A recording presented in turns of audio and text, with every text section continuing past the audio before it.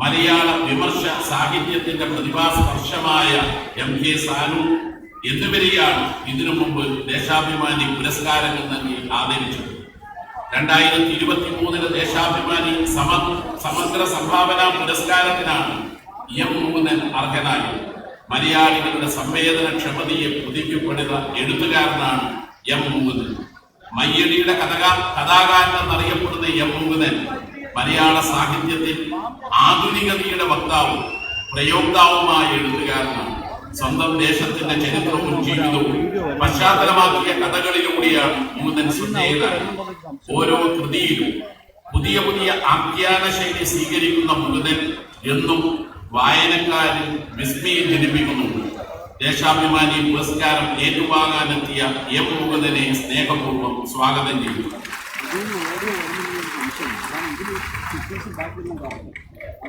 ബഹുമാന്യനായ കേരള നിയമസഭാ speaker AM ഷംസീറിനെ ആദരപൂർവ്വം സ്വാഗതം ചെയ്യുന്നു. മന്ത്രി രാമചന്ദ്രൻ കടന്നപ്പള്ളി നമ്മുടെ എല്ലാ പരിപാടികളിലും നിറസാന്നിധ്യമാണ്. രാമചന്ദ്രൻ കടന്നപ്പള്ളിയെ സ്വാഗതം ചെയ്യുന്നു. ജനാധിപത്യ മഹിളാ അസോസിയേഷൻ അഖിലേന്ത്യാ പ്രസിഡന്റും CPIM കേന്ദ്ര കമ്മിറ്റി അംഗവുമായ സഖാവ് PK ശ്രീമൻ ടീച്ചർ വേദിയിലുണ്ട്. ടീച്ചറെ ആദരപൂർവ്വം സ്വാഗതം ചെയ്യുന്നു. CPIM കേന്ദ്ര കമ്മിറ്റി അംഗവും മുൻ മന്ത്രിയും MLA-യുമായ സഖാവ് KK ശൈലജ ടീച്ചർ ആദരപൂർവ്വം ടീച്ചറെ സ്വാഗതം ചെയ്യുന്നു. ദേശാഭിമാനി ചീഫ് എഡിറ്റർ പുത്തലത്ത് ദിനേശൻ ഈ പരിപാടിയുടെ സംഘാടകൻ കൂടിയാണ്. പുത്തലത്ത് ദിനേശനെ സ്വാഗതം ചെയ്യുന്നു. ദേശാഭിമാനി ജനറൽ മാനേജർ കഴിഞ്ഞ കുറെ ദിവസങ്ങളായി ഈ പരിപാടികൾ വിജയിപ്പിക്കുന്നതിന് വേണ്ടി നമ്മോടൊപ്പമുണ്ട്. സഖാവ് KJ തോമസിനെ സ്വാഗതം ചെയ്യുന്നു. ഈ പരിപാടിയിൽ മഹനീയ സാന്നിധ്യം കൊണ്ട് നമ്മളെല്ലാം ആദരവ് പിടിച്ചുപറ്റിക്കൊണ്ടിരിക്കുന്ന മുൻ MP സഖാവ് P. കരുണാകരൻ അദ്ദേഹത്തെ സ്വാഗതം ചെയ്യുന്നു. CPIM സംസ്ഥാന കമ്മിറ്റി അംഗവും മുൻ MLA-യുമായ സഖാവ് TV രാജേഷ് അദ്ദേഹത്തെ സ്വാഗതം ചെയ്യുന്നു. MP doctor P. ശിവദാസൻ ഇവിടെയുണ്ട്. അദ്ദേഹത്തെ സ്വാഗതം ചെയ്യുന്നു. CPIM സംസ്ഥാന കമ്മിറ്റി അംഗവും കർഷക സംഘം സംസ്ഥാന ജനറൽ സെക്രട്ടറിയുമായ വത്സൻ മനോളി ഇവിടെയുണ്ട്. അദ്ദേഹത്തെ സ്വാഗതം ചെയ്യുന്നു. അഴീക്കോട് MLA നമ്മുടെ എല്ലാം പ്രിയങ്കരനായ സഖാവ് KV സുമേഷിനെ സ്വാഗതം ചെയ്യുന്നു. കല്യാശ്ശേരി MLA സഖാവ് M. വിജിൻ ഇവിടെ വേദിയിലുണ്ട്. സഖാവ് വിജിനെ സ്വാഗതം ചെയ്യുന്നു. ഈ പരിപാടി നല്ല വിജയമാക്കി മാറ്റി നിർത്തുന്നതിന് വേണ്ടി ദേശാഭിമാനിയുമായി സഹകരിച്ചു സൈലം ഫൗണ്ടേഷൻ CEO ഡോക്ടർ അനന്തുവിനെ സ്വാഗതം ചെയ്യുന്നു. ദേശാഭിമാനിയുടെ ചീഫ് ന്യൂസ് എഡിറ്റർ മനോഹരം മോറായി ഇവിടെയുണ്ട്. അദ്ദേഹത്തെ സ്വാഗതം ചെയ്യുന്നു. ദേശാഭിമാനിയുടെ കണ്ണൂർ യൂണിറ്റ് മാനേജർ സഖാവ് സജീവ് കൃഷ്ണൻ അദ്ദേഹത്തെ സ്വാഗതം ചെയ്യുന്നു. പ്രഗത്ഭ സിനിമാ താരവും പുരോഗമന പക്ഷത്ത് അണിനിരക്കുകയും ചെയ്യുന്ന നമ്മുടെ എല്ലാം പ്രിയങ്കരനായ മധുബാലനെ സ്വാഗതം ചെയ്യുന്നു. കണ്ണൂർ ജില്ലാ പഞ്ചായത്ത് പ്രസിഡന്റ് സഖാവ് PP ദിവ്യ ഇവിടെയുണ്ട്. ദിവ്യയെ സ്വാഗതം ചെയ്യുന്നു. Senior news editor Kannur unit സഖാവ് KT ശശിയെ സ്വാഗതം ചെയ്യുന്നു. നന്ദി പ്രകാശനം നടത്തുന്ന നാരായണൻ കാവുബായിയെ സ്വാഗതം ചെയ്യുന്നു. എല്ലാറ്റിനും ഉപരി ഈ പരിപാടി വൻ വിജയമാക്കി മാറ്റാൻ വേണ്ടി ഇവിടെ തടിച്ചുകൂടിയ എല്ലാവരെയും ക്ഷണിക്കപ്പെട്ട നിരവധി അതിഥികൾ പേര് പറയാൻ മാത്രമുള്ള പ്രഗത്ഭ സദസ്സിലുള്ളവരെക്കാൾ പ്രഗത്ഭന്മാരായ പല മഹനീയ വ്യക്തികളും വേദിയിൽ സദസ്സിലുമുണ്ട്. അവരെയെല്ലാം സ്വാഗതം ചെയ്തുകൊണ്ട് ഈ പരിപാടിയുടെ അധ്യക്ഷത നിർവഹിക്കുന്നതിനു വേണ്ടി ചീഫ് എഡിറ്റർ സഖാവ് പുത്തലത്ത് ദിനേശനെ ഞാൻ ക്ഷണിക്കുന്നു. സ്വാഗതം അർപ്പിച്ച് സംസാരിച്ച ബഹുമാനായ ശ്രീ MK ജയരാജൻ അവർക്ക് നന്ദി രേഖപ്പെടുത്തുന്നു. അധ്യക്ഷ പദം അലങ്കരിച്ച് സംസാരിക്കുന്നതിനായി ശ്രീ പുത്തലത്ത് ദിനേശ് അവരെ ക്ഷണിക്കുന്നു.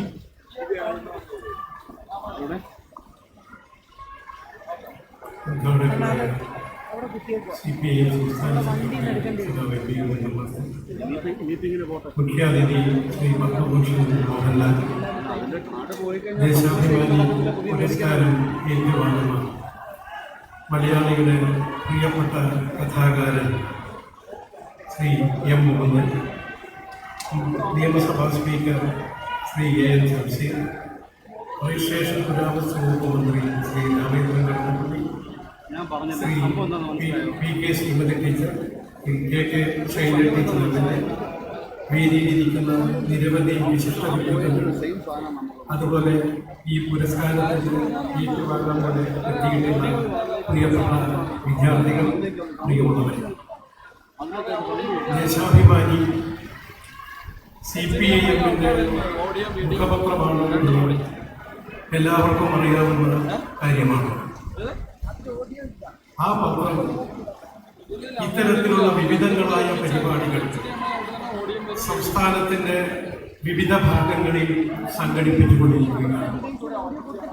ഒരു പാർട്ടിയുടെ മുഖപത്രം എന്തിനാണ് ഇത്തരത്തിൽ വൈവിധ്യപൂർണമായ പരിപാടികളിൽ ഇടപെടുന്നത് എന്നത് ഈ പത്രം മുന്നോട്ട് വെക്കുന്ന വ്യക്തമായ പുരോഗമനപരമായ കാഴ്ചപ്പാടിനെ ശക്തിപ്പെടുത്തുന്നതിൻ്റെയും വികസിപ്പിക്കുന്നതിൻ്റെയും ഭാഗമാണ് എന്നുകൂടി നാം കാണേണ്ടതായിട്ടുണ്ട്. മനുഷ്യർക്കിടയിലുള്ള എല്ലാ ബന്ധങ്ങളും ആർദ്രമാക്കുക, ജനാധിപത്യപരമാക്കുക, നീതിയുക്തമാക്കുക, ഈ ലക്ഷ്യത്തോടു കൂടിയിട്ടാണ് CPIM പ്രവർത്തിക്കുന്നത്. അത്തരമൊരു ജീവിതം ലോകത്തിലുള്ള എല്ലാ മനുഷ്യർക്കും സാധ്യമാവണം എന്നുണ്ടെങ്കിൽ മനുഷ്യർക്കിടയിലുള്ള എല്ലാവിധ അസമത്വങ്ങളും അടിമത്തഭാവങ്ങളും ഇല്ലാതാക്കുക എന്നത് ഏറ്റവും പ്രധാനമാണ് എന്ന് നാം കാണേണ്ടതായിട്ട്.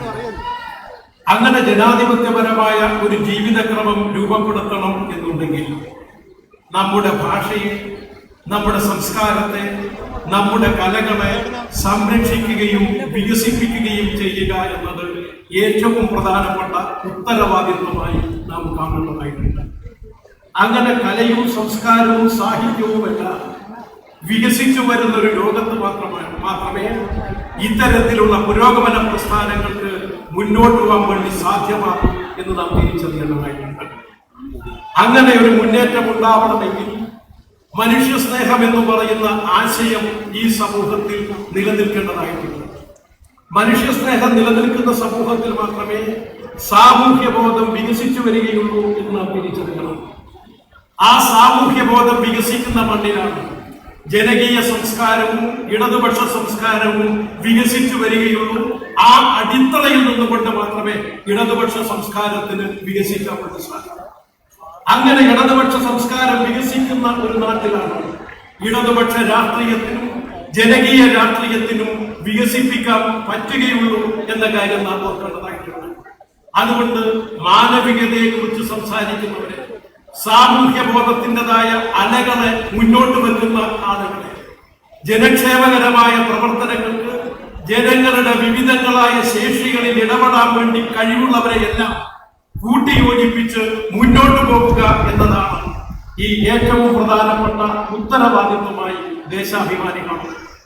അങ്ങനെ മനുഷ്യസ്നേഹികളെയും സാമൂഹ്യബോധമുള്ളവരെയും ഇടതുപക്ഷ സംസ്കാരധാരയുള്ളവരെയും എല്ലാം കൂട്ടിച്ചേർത്തിട്ടൊരു മഹാമുന്നേറ്റമാണ് ഈ രാജ്യത്ത് ഉയർന്നു വരേണ്ടത് എന്നതാണ് ദേശാഭിമാനി ഇതുമായി ബന്ധപ്പെട്ട് മുന്നോട്ട് വെക്കുന്ന കാഴ്ചപ്പാട്. ആ കാഴ്ചപ്പാടിന്റെ അടിസ്ഥാനത്തിൽ നിന്നുകൊണ്ടാണ് ഇത്തരത്തിൽ വിപുലമായ മാനവികതയെ ശക്തിപ്പെടുത്തുന്ന, ജനാധിപത്യ ബോധത്തെ ശക്തിപ്പെടുത്തുന്ന, സാമൂഹ്യ ബോധത്തെ ശക്തിപ്പെടുത്തുന്ന, ശാസ്ത്രചിന്തയെയും നവോത്ഥാന ചിന്തകളെയും മുന്നോട്ട് വെക്കാൻ വേണ്ടി പറ്റുന്ന വിവിധ പരിപാടികൾ ആവിഷ്കരിക്കുന്നത് എന്ന കാര്യമാണ് എനിക്ക് ആദ്യമായി ഓർമ്മപ്പെടുത്താനുള്ളത്.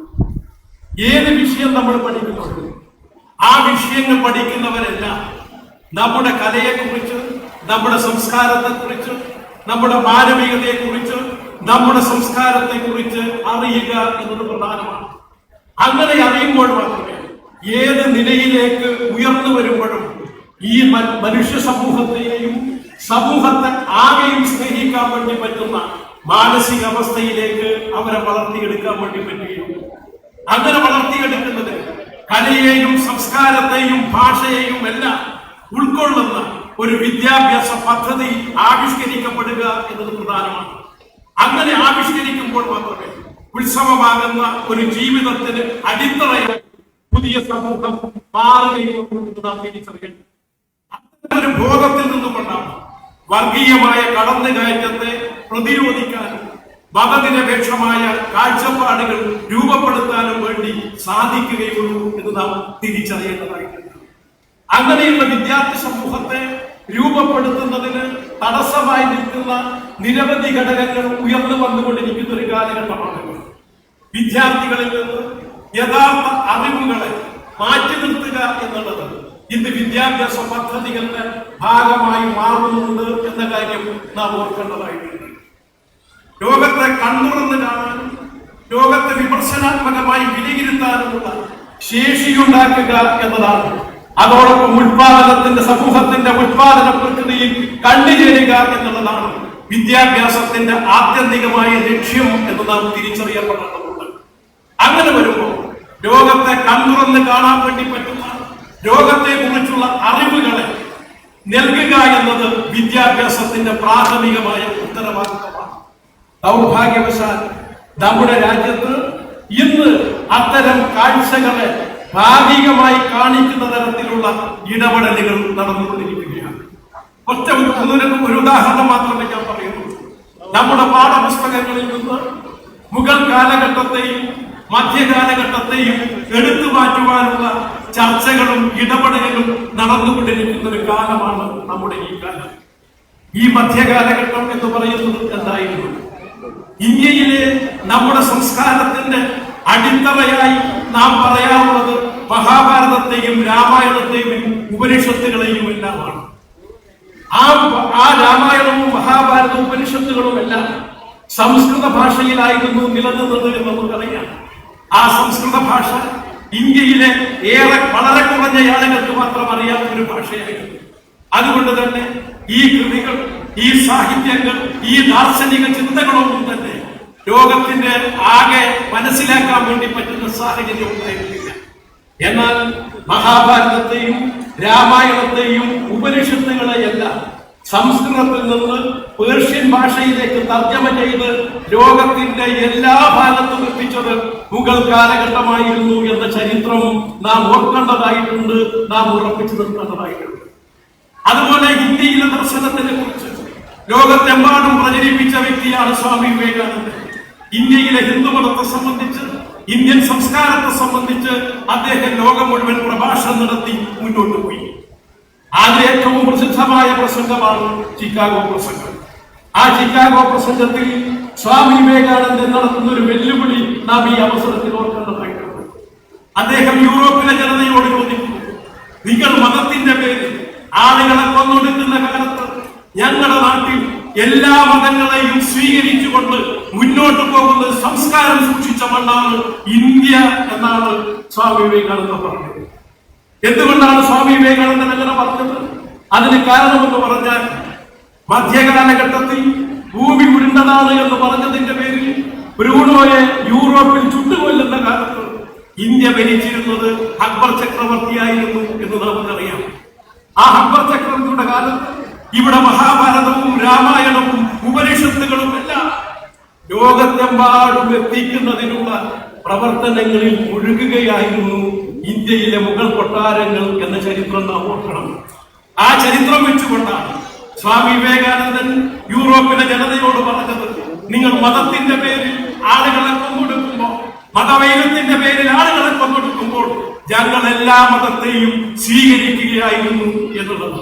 ഇങ്ങനെ ലോകത്തെ കണ്ണുറന്ന് കാണാൻ വേണ്ടി പറ്റുന്ന ഒരു ചരിത്രബോധവും ഒരു ചരിത്രപരമായ കാഴ്ചപ്പാടും സാമൂഹ്യ ബോധവും വിദ്യാർത്ഥികളുടെ മനസ്സിൽ നിന്ന് മാറ്റിയെടുക്കാനുള്ള ബോധപൂർവമായ ശ്രമം നടത്തുന്ന കാലത്താണ് ദേശാഭിമാനി അക്ഷരമുറ്റം എന്ന് പറയുന്ന പരിപാടി സംഘടിപ്പിക്കുന്നത്. അക്ഷരമുറ്റം എന്ന് പറയുന്നത്, അതുമായി ബന്ധപ്പെട്ട പ്രവർത്തനങ്ങൾ ദേശാഭിമാനി ആരംഭിക്കുന്നത് 12 വർഷങ്ങൾക്ക് മുമ്പാണ് എന്ന് സ്വാഗത പ്രാസംഗികൻ സൂചിപ്പിച്ചു. അന്ന് അക്ഷരമുറ്റം ആരംഭിക്കുന്നതിന് മുമ്പ് വിദ്യാർത്ഥികൾക്ക് അവരുടെ പാഠപുസ്തകങ്ങൾക്ക്, അറിവുകൾക്ക് പത്രങ്ങളിൽ വലിയ സ്ഥാനമുണ്ടായിരുന്നില്ല.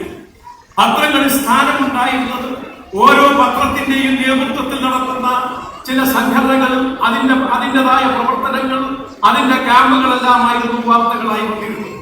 എന്നാൽ വിദ്യാർത്ഥികൾക്ക് അവരുടെ പഠനവുമായി ബന്ധപ്പെട്ട് അവരുടെ ശാസ്ത്രീയമായ ചിന്തയെ വികസിപ്പിക്കാൻ വേണ്ടി പറ്റുന്ന, പഠനവുമായി പൊരുത്തപ്പെട്ടു കൊണ്ടുപോകുന്ന, അതിനെ ശക്തിപ്പെടുത്താൻ വേണ്ടി പറ്റുന്ന ഒരു പ്രവർത്തന മാധ്യമമായി മലയാളത്തിൽ ആവിഷ്കരിക്കുന്നത് ദേശാഭിമാനിയാണ് എന്ന് കാണാം. ദേശാഭിമാനി അത്തരം പ്രവർത്തനത്തിൽ ഇടപെടാനുള്ള പ്രധാനപ്പെട്ട കാരണം ലോകത്തിന്റെ വൈജ്ഞാനിക മേഖലകളെ ആകമാനം നമ്മുടെ സാധാരണ കുട്ടികൾക്ക് പ്രാപ്യമാവുക എന്ന് പറയുന്നത് പ്രയാസകരമായ കാര്യമാണ്. അതുകൊണ്ട് നമ്മുടെ സാധാരണ വിദ്യാർത്ഥികൾക്ക് ലോകത്തെ വിജ്ഞാനത്തെ മുഴുവൻ എത്തിക്കുവാനും ആ വിജ്ഞാനങ്ങളെ ജനങ്ങളിലേക്ക്, വിദ്യാർത്ഥികളിലേക്ക് എത്തിച്ചതിനു ശേഷം അവരുടെ പഠനത്തിന് കൂടുതൽ പ്രോത്സാഹനം നൽകുക എന്ന് പറയുന്ന വ്യക്തമായ കാഴ്ചപ്പാടോട് കൂടിയിട്ടാണ് ഇത്തരത്തിലുള്ള ഒരു പരിപാടി, അക്ഷരമുറ്റം പരിപാടി ദേശാഭിമാനി സംഘടിപ്പിക്കുന്നത് എന്ന് നാം മനസ്സിലാക്കേണ്ടതായിട്ടുണ്ട്. ഈ പരിപാടി ഇത്രയേറെ ജനകീയ ഉത്സവമാക്കി മാറ്റാൻ കഴിഞ്ഞിട്ടുള്ളത് ഇതിന്റെ അംബാസഡറായി പ്രവർത്തിക്കാൻ വേണ്ടി തയ്യാറാവുകയും ഇതിന്റെ എല്ലാ പ്രവർത്തനങ്ങൾക്കും പിന്തുണയുമായി നിന്നുകൊണ്ടിരിക്കുന്ന മലയാളത്തിന്റെ മഹാനടൻ ശ്രീ മോഹൻലാലിന്റെ പിന്തുണയാണ് എന്ന കാര്യം ദേശാഭിമാനി ആദരവോടെ ഈ അവസരത്തിൽ ഓർക്കുകയാണ്. ശ്രീ മോഹൻലാലിനെ ഞാൻ പരിചയപ്പെടുത്തേണ്ട കാര്യമില്ല. മോഹൻലാൽ എന്ന പേര് കേൾക്കുമ്പോൾ തന്നെ നമ്മുടെ നാട്ടിലെ ജനത ആവേശം കൊള്ളുന്നത്, അവർ ഹൃദയത്തിലേക്ക് ഏറ്റുവാങ്ങുന്നത് മോഹൻലാൽ എന്ന് പറയുന്ന മഹാനടൻ ഈ മലയാളത്തിന് നൽകിയിട്ടുള്ള മഹത്തായ സംഭാവനയാണ് എന്ന കാര്യം നാം ഓർക്കേണ്ടതായിട്ടുണ്ട്. മണ്ണിൽ വിരിഞ്ഞ പൂവിൽ എന്ന് പറയുന്ന സിനിമയിലും വില്ലൻ കഥാപാത്രമായി വന്നു, പിന്നീട് നായക കഥാപാത്രമായി വന്ന് സൂപ്പർ സ്റ്റാറായി മാറുകയായിരുന്നു മോഹൻലാൽ എന്ന കാര്യം നാം ഓർക്കേണ്ടതായിട്ടുണ്ട്. ഇങ്ങനെ താരമായി നിൽക്കുമ്പോഴും മലയാളികളുടെ വീട്ടുകാരനായി അവരുടെ മനസ്സിൽ കുടിയേറിയ നടൻ കൂടിയാണ് മോഹൻലാൽ എന്ന് കാണാൻ സാധിക്കും. നമ്മുടെ വീട്ടിലെ ഒരാളായി തന്നെ ശ്രീ മോഹൻലാൽ മാറിയിട്ടുള്ളത് ഇത്തരത്തിലുള്ള അഭിനയ പ്രതിഭയുടെ ഭാഗമായിട്ടാണ് എന്ന് നാം കാണേണ്ടത്. നമ്മുടെ ചിരികളെ, നമ്മുടെ ചിന്തയെ, നമ്മുടെ പ്രണയങ്ങളെ എല്ലാം മലയാളിയുടെ മനസ്സിൽ നിറച്ച വ്യക്തിത്വമാണ് ശ്രീ മോഹൻലാൽ എന്ന കാര്യം ഞാൻ ഈ അവസരത്തിൽ ആദരവോടുകൂടി ഓർക്കുകയാണ്. 40 വർഷത്തെ അഭിനയ ജീവിതത്തിനിടയിൽ 400ഓളം ചിത്രങ്ങൾ, 5 ദേശീയ പുരസ്കാരങ്ങൾ, 6 സംസ്ഥാന അവാർഡുകൾ, ഇവയെല്ലാം ഈ കാലയളവിൽ ശ്രീ മോഹൻലാൽ നേടിയിട്ടുണ്ട് എന്ന് കാണാൻ വേണ്ടി പറ്റും. 7ാം ക്ലാസ് പഠിക്കുമ്പോൾ 70കാരന്റെ വേഷത്തിൽ പ്രത്യക്ഷപ്പെട്ടുകൊണ്ടാണ് അഭിനയത്തിൽ തന്റെ മികവ് പ്രകടിപ്പിക്കാൻ വേണ്ടി ശ്രീ മോഹൻലാൽ ആരംഭിക്കുന്നത്. ഇന്ത്യൻ ഭാഷകളിൽ മാത്രമല്ല, ചൈനയിലും ശ്രീലങ്കയിലും മറ്റ് നിരവധി രാജ്യങ്ങൾക്കകത്ത ഭാഷകളിലും ഈ ശ്രീ മോഹൻലാലിന്റെ ചിത്രങ്ങൾ എത്തിപ്പെട്ടിട്ടുണ്ട് എന്ന കാര്യം നാം ഓർക്കണം. അഭിനയം എന്ന നിലയിൽ മാത്രമല്ല, പാട്ടുകാരനായും 50ഓളം ചിത്രങ്ങളിൽ ശ്രീ മോഹൻലാൽ പ്രത്യക്ഷപ്പെട്ടിട്ടുണ്ട് എന്ന് നമുക്കറിയാം. അതുപോലെ തന്നെ നിർമ്മാതാവായി പ്രത്യക്ഷപ്പെട്ടിട്ടുണ്ട് എന്നറിയാം. ഇപ്പോഴിതാ ഒരു പുതിയ റോള് കൂടി അദ്ദേഹം എത്തിച്ചേരുകയാണ്. ഒരു സിനിമയുടെ സംവിധായകനായി അദ്ദേഹം പ്രത്യക്ഷപ്പെട്ടിട്ടുണ്ട്. ആ സിനിമ നമ്മുടെ മുമ്പിലേക്ക് വരാനിരിക്കുന്നതേ. ഇങ്ങനെ സിനിമയുടെ വിവിധ ഭാഗങ്ങളിൽ ഇടപെടുന്നതിൽ മാത്രമല്ല, മനുഷ്യസ്നേഹപരമായ സർവ്വവിധ പ്രവർത്തനങ്ങളിലും ശ്രീ മോഹൻലാൽ ഉണ്ടായിരുന്നു എന്ന് നാം വിസ്മരിക്കരുത്. നമ്മുടെ നാട് പ്രളയത്തിൽ മുങ്ങിക്കിടക്കുന്ന കാലത്ത് ഈ നാടിനെ രക്ഷപ്പെടുത്താൻ വേണ്ടി സിനിമാ രംഗത്ത് നിന്ന് ആദ്യമായി ഉയർന്നു വന്ന കയങ്ങളിൽ ഒന്ന് ശ്രീ മോഹൻലാലിന്റെതാണ് എന്ന് അഭിമാനപൂർവ്വം നമുക്ക് പറയാൻ വേണ്ടി സാധിക്കും. എല്ലാ ജീവകാരുണ്യ പ്രവർത്തനങ്ങൾക്കകത്തും മുന്നിട്ട് നിന്നുകൊണ്ട് പ്രവർത്തിച്ചിട്ടുണ്ട് ശ്രീ മോഹൻലാൽ എന്ന കാര്യം നാം ഓർക്കേണ്ടതായിട്ടുണ്ട്. ബഹുസ്വരതയാണ് ഇന്ത്യയുടെ സംസ്കാരം. ഈ രാജ്യമെന്ന് പറയുന്നത് എല്ലാ ജനതയുടേതുമാണ് എന്ന തിരിച്ചറിവോടുകൂടി തന്നെ തന്റെ അഭിനയ ജീവിതവും സാംസ്കാരിക ജീവിതവും മുന്നോട്ട് വെക്കുന്ന ഈ മഹാകലാകാരന് മുന്നിൽ ദേശാഭിമാനി പ്രണാമം അർപ്പിക്കുന്നു. ഈ അവസരത്തിൽ അഭിവാദ്യങ്ങൾ അർപ്പിക്കുന്നു. ഈ അവസരം രണ്ടാമതായി ഈ ചടങ്ങിന്റെ മറ്റൊരു പ്രത്യേകത സമഗ്ര സംഭാവനക്ക് അവാർഡ് നൽകുന്നു എന്നുള്ളതാണ്. നേരത്തെ ഈ അവാർഡുകൾ നൽകിയവരെ സംബന്ധിച്ച് സ്വാഗത പ്രാസംഗികൻ സംസാരിച്ചിട്ടുണ്ട്. അതിന്റെ കൂടുതൽ വിശദാംശങ്ങളിലേക്ക് ഞാൻ കടന്നില്ല. ഇന്ന് അവാർഡ് നൽകുന്നത്, സമഗ്ര സംഭാവനക്ക് അവാർഡ് നൽകുന്നത് ശ്രീ മുകുന്ദനാണ്. കണ്ണൂരുകാരെ സംബന്ധിച്ചിടത്തോളം മാഹി എന്നുള്ളത് മറ്റൊരു കേന്ദ്രഭരണ പ്രദേശത്തിന്റെ മറ്റൊരു സംവിധാനത്തിന്റെ ഭാഗമായിട്ടാണ് നിലനിൽക്കുന്നത് എങ്കിൽ പോലും അത് കണ്ണൂരിന്റെ സംസ്കാരത്തിന്റെ ഒരു ഭാഗമായി തന്നെ നിൽക്കുന്ന പ്രദേശമാണ്. മാഹിയിൽ നിന്നും മാഹിയെയും ഡൽഹിയെയും അതുപോലെ തന്നെ യൂറോപ്പിലെ ദാർശനികമായ ചിന്തകളുടെ കേന്ദ്രമായ ഫ്രാൻസിനെയും പരസ്പരം ബന്ധിപ്പിച്ചുകൊണ്ട് ഈ നാട്ടിലെ ജനതയോട് കഥയും നോവലുകളും പറഞ്ഞ കഥാകാരനാണ് മുകുന്ദൻ. അദ്ദേഹത്തിന് ശ്രീ മുകുന്ദന്റെ ഏറ്റവും പ്രധാനപ്പെട്ട സവിശേഷത എന്ന് പറയുന്നത് ലോകത്ത് സാഹിത്യ രംഗത്ത് പ്രത്യക്ഷപ്പെട്ടിട്ടുള്ള എല്ലാ വിജ്ഞാന ശാഖകളെയും അതുപോലെ തന്നെ സങ്കേതങ്ങളെയും മലയാളിയെ പരിചയപ്പെടുത്തി ശ്രീ എം മുകുന്ദൻ എന്നുള്ളതാണ്. ദാർശനികമായ കാര്യങ്ങൾ അവതരിപ്പിക്കുമ്പോൾ പോലും തന്റെ കഥകളിൽ നോവലുകളിൽ ആ ദാർശനികതയുടെ ഭാരം ഏൽപ്പിക്കാതെ ലളിതമായ ഭാഷയിൽ അവ അവതരിപ്പിക്കുന്നതിന് വേണ്ടി തയ്യാറായതാണ് ശ്രീ എം മുകുന്ദന്റെ രചനാ രീതി എന്നുള്ള കാര്യം നാം തിരിച്ചറിയപ്പെടേണ്ടതായിട്ടുണ്ട്. ശ്രീ എം മുകുന്ദന്റെ മറ്റൊരു പ്രധാന പ്രത്യേകത എന്ന് പറയുന്നത് ഈ രാജ്യത്തിന്റെ ഒരുപാട് രാഷ്ട്രീയ ചലനങ്ങൾ ഉയർന്നു വന്ന കാലത്താണ് ശ്രീ മുകുന്ദന്റെ ജീവിതം എന്നുള്ളതാണ്. 1964 കമ്മ്യൂണിസ്റ്റ് പാർട്ടിയുടെ പുറത്തുണ്ട്. അതിനു മുമ്പ് ദേശീയ സ്വാതന്ത്ര്യ പ്രസ്ഥാനമുണ്ട്, നക്സൽ പ്രസ്ഥാനങ്ങളുണ്ട്, അസ്തിത്വവാദ ചിന്തകളുണ്ട്, ഉത്തരാധുനിക സിദ്ധാന്തങ്ങളുണ്ട്. ഇവയുടെ എല്ലാം ഇടയിലൂടെ ഈ കാലഘട്ടത്തിൽ ജീവിക്കുകയും അവയെ എല്ലാം മനസ്സിലാക്കുകയും ഉൾക്കൊള്ളുകയും വിമർശനാത്മകമായി സമീപിക്കണമെന്ന് തോന്നിയവയെ സമീപിക്കുകയും ചെയ്തിട്ടുള്ള കഥാകാരനാണ് മുകുന്ദൻ എന്ന കാര്യം എല്ലാവർക്കും അറിയാവുന്ന കാര്യമാണ്. ശ്രീ മുകുന്ദന്റെ മറ്റു സംഭാവനകളിലേക്ക് ഞാൻ കടക്കുന്നില്ല. കഴിഞ്ഞ കുറെ ദിവസങ്ങളായി കണ്ണൂരിൽ നടന്നത് ശ്രീ മുകുന്ദന്റെ സംഭാവനകളെ കുറിച്ചുള്ള വിവിധ മേഖലകളെ കുറിച്ചുള്ള ചർച്ചകളായിരുന്നു. നമ്മുടെ കേരളത്തിൽ നിന്നുകൊണ്ട് ഫ്രാൻസിന്റെയും യൂറോപ്പിന്റെയും ചിന്താധാരകളെ മനസ്സിലാക്കുകയും ഇന്ത്യയുടെ ദേശീയ സംസ്കാരത്തിനെ ഉൾക്കൊള്ളുകയും ചെയ്തു എന്ന് മാത്രമല്ല, കാലഘട്ടത്തിന്റെ മാറ്റങ്ങളെ ഉൾക്കൊണ്ടുകൊണ്ട് സ്വയം നവീകരിക്കുകയും വളരുകയും ചെയ്തുകൊണ്ട് വർത്തമാനകാല രാഷ്ട്രീയത്തിൽ ഇന്ത്യയിലെ മനുഷ്യരെ മുഴുവനും യോജിപ്പിച്ചു നിർത്തേണ്ടതാണ് എന്നും ഈ നാട് എല്ലാ മനുഷ്യരുടേതാണ് എന്നും ഈ നാട് എന്ന് പറയുന്നത് ഈ നാട്ടിലെ എല്ലാ മനുഷ്യർക്കും തുല്യമായ അവകാശമുണ്ട് എന്ന ബോധത്തോടുകൂടി ഇന്നും ഇടപെട്ടുകൊണ്ടിരിക്കുന്ന ഈ മഹാനായ കലാകാരന് ദേശാഭിമാനി അഭിമാനപൂർവ്വമാണ് ഈ വർഷം ഈ പുരസ്കാരം സമർപ്പിക്കുന്നത് എന്നുകൂടി ഓർമ്മപ്പെടുത്തിക്കൊണ്ട് ഈ പരിപാടിയിൽ പങ്കെടുത്ത എല്ലാവർക്കും ദേശാഭിമാനിയുടെ ഹൃദയപൂർവമായ നന്ദി രേഖപ്പെടുത്തുകയാണ്. മാത്രമല്ല, ദേശാഭിമാനി ഇതോടൊപ്പം തന്നെ ഇതുകൊണ്ട് പരിപാടി അവസാനിപ്പിക്കണം എന്നല്ല ഉദ്ദേശിക്കുന്നത്. കേരളത്തിൽ ഒരു സാഹിത്യ ഉത്സവം തന്നെ ഭാവിയിൽ സംഘടിപ്പിക്കണം എന്നാണ് ദേശാഭിമാനി ഉദ്ദേശിക്കുന്നത്. ഇന്ന് സാഹിത്യോത്സവങ്ങൾ വിവിധ ആളുകൾ നടത്തുന്നുണ്ട്. ആ നടത്തുന്നതിനെല്ലാം സവിശേഷമായ താല്പര്യങ്ങളുമുണ്ട്. പക്ഷേ അതിനൊക്കെ ഉപരിയായി മാനവികതയിൽ ഉറച്ചു നിന്ന് സാമൂഹ്യ ബോധത്തിന്റെ ചിന്തകളെ വികസിപ്പിച്ച് ലോകത്തിന്റെ വിജ്ഞാനത്തിന്റെ ശാഖകളെയാകമാനം നമ്മുടെ നാട്ടിൽ പരിചയപ്പെടുത്താൻ വേണ്ടി സഹായകമാകുന്ന വിധം മൂന്നാം ലോക രാജ്യങ്ങളിലെ കൃതികൾക്ക് കൂടുതൽ പങ്കാളിത്തം നൽകിക്കൊണ്ട് ഈ രാജ്യത്ത് അടിച്ചമർത്തപ്പെടുന്ന ജനതയുടെ വിശ്വാസങ്ങളെ കൂടുതൽ കേരളീയർക്ക് പരിചയപ്പെടുത്തുന്ന തരത്തിലായിരിക്കും ആ സാഹിത്യോത്സവം എന്ന കാര്യം ഞാൻ ഈ അവസരത്തിൽ ഓർമ്മിക്കാൻ ആഗ്രഹിക്കുന്നു. അതുപോലെ തന്നെ ദേശാഭിമാനി പത്രത്തിന്റെ പ്രവർത്തനത്തിനോടൊപ്പം തന്നെ ഈ നാടിന്റെ വിവിധങ്ങളായ പ്രശ്നങ്ങളിൽ സജീവമായി ഇടപെട്ടിട്ടുണ്ട്. ഇന്ത്യ രാജ്യത്ത് ബഹുസ്വരതയെ തകർത്ത് ഇന്ത്യ രാജ്യത്തെ ഒരു സവിശേഷ മതത്തിൻ്റെതാക്കി അതിന്റെ കാഴ്ചപ്പാടുകൾക്ക് കീഴ്പ്പെടുത്താൻ വേണ്ടിയിട്ട് ശ്രമിക്കുന്ന വിഭാഗമാണ് ഇന്ന് രാജ്യം ഭരിക്കുന്നത്. അത് മതത്തിന് വേണ്ടിയല്ല, കോർപ്പറേറ്റുകൾക്ക് വേണ്ടിയാണ് എന്ന് എല്ലാവർക്കും അറിയാവുന്ന വിശ്വാസങ്ങളും നടക്കുന്നില്ല. അത്തരമൊരു ഘട്ടത്തിൽ നമ്മുടെ കേരളത്തിൽ ഹിന്ദുത്വ രാഷ്ട്രീയം ഏറ്റവും പ്രധാനപ്പെട്ട ആക്രമണത്തിന്റെ ലക്ഷ്യമായി വെച്ചത് മലപ്പുറത്തെയാണ്. ആ കാലഘട്ടത്തിൽ മലപ്പുറത്ത് എല്ലാവിധ മാനവിക ബോധമുള്ളവരെയും മനുഷ്യസ്നേഹമുള്ളവരെയും സാമൂഹ്യ ബോധമുള്ളവരെയും മലപ്പുറത്തെ മതരാഷ്ട്രവാദികളല്ലാത്ത എല്ലാ ജനവിഭാഗത്തിനെയും കൂട്ടിച്ചേർത്തുകൊണ്ട് ദേശാഭിമാനി മലപ്പുറം മഹോത്സവം സംഘടിപ്പിക്കുകയുണ്ടായി.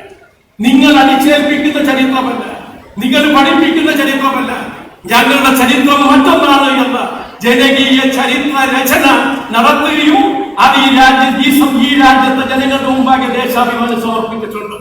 തുടർന്ന് കൊല്ലം ജില്ലയിലും ഇടുക്കി ജില്ലയിലും അതിന് സമാനമായ പ്രവർത്തനങ്ങൾ അവിടുത്തെ പുരോഗമന പ്രസ്ഥാനങ്ങൾ ഏറ്റെടുത്ത് നടത്തി പുസ്തകങ്ങൾ വരാനിരിക്കും.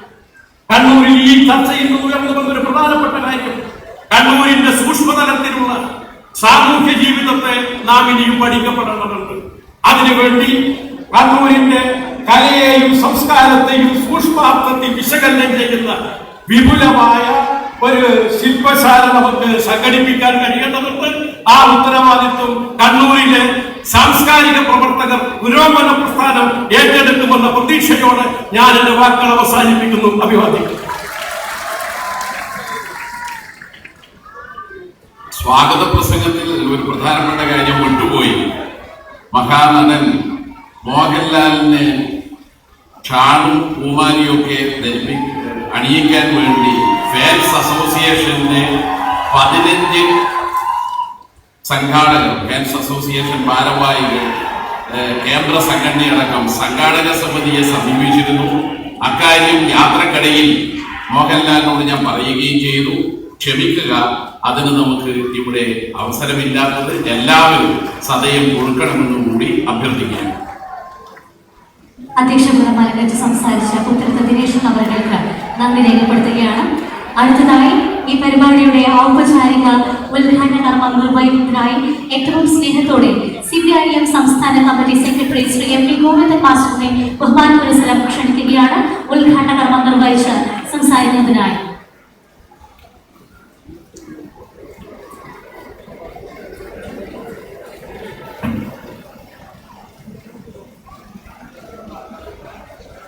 ഈ പരിപാടിയുടെ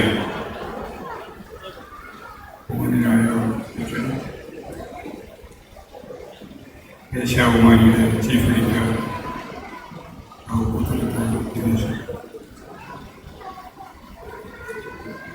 ഈ പരിപാടിയുടെ മുഖ്യ കേന്ദ്രമായ ഭക്ഷണ കേന്ദ്രമായ നമ്മളെല്ലാം പ്രിയപ്പെട്ട പത്മഭൂഷൺ മോഹൻലാൽ ഈ പരിപാടിയിൽ പങ്കെടുത്തുകൊണ്ടിരിക്കുന്ന പ്രാവശ്യത്തെ ദേശാഭിമാനി സമഗ്ര പുരസ്കാരം ഏറ്റുവാങ്ങുന്ന നമ്മളെല്ലാം പ്രിയപ്പെട്ട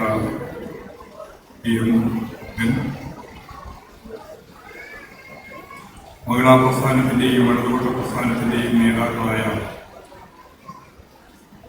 PK Shrimati teacher, KK teacher,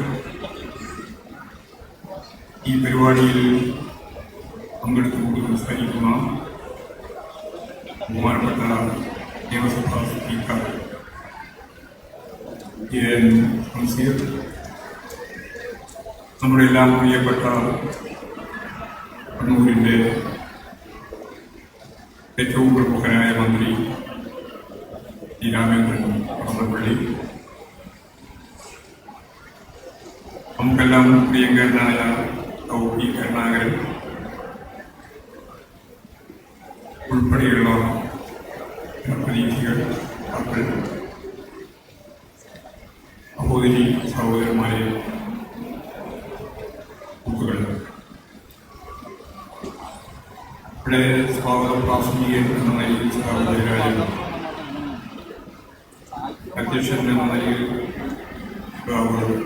Dineshan, ഈ മഹാസമ്മേളനത്തിൻ്റെ ഉള്ളടക്കം എന്താണെന്നും പൊതുവായി നിങ്ങളോട് സംസാരിച്ച് കഴിഞ്ഞു. ദേശാഭിമാനി അക്ഷരമുറ്റം ടാലന്റ് ഫെസ്റ്റ് ജേതാക്കൾക്കുള്ള സമ്മാന വിതരണവും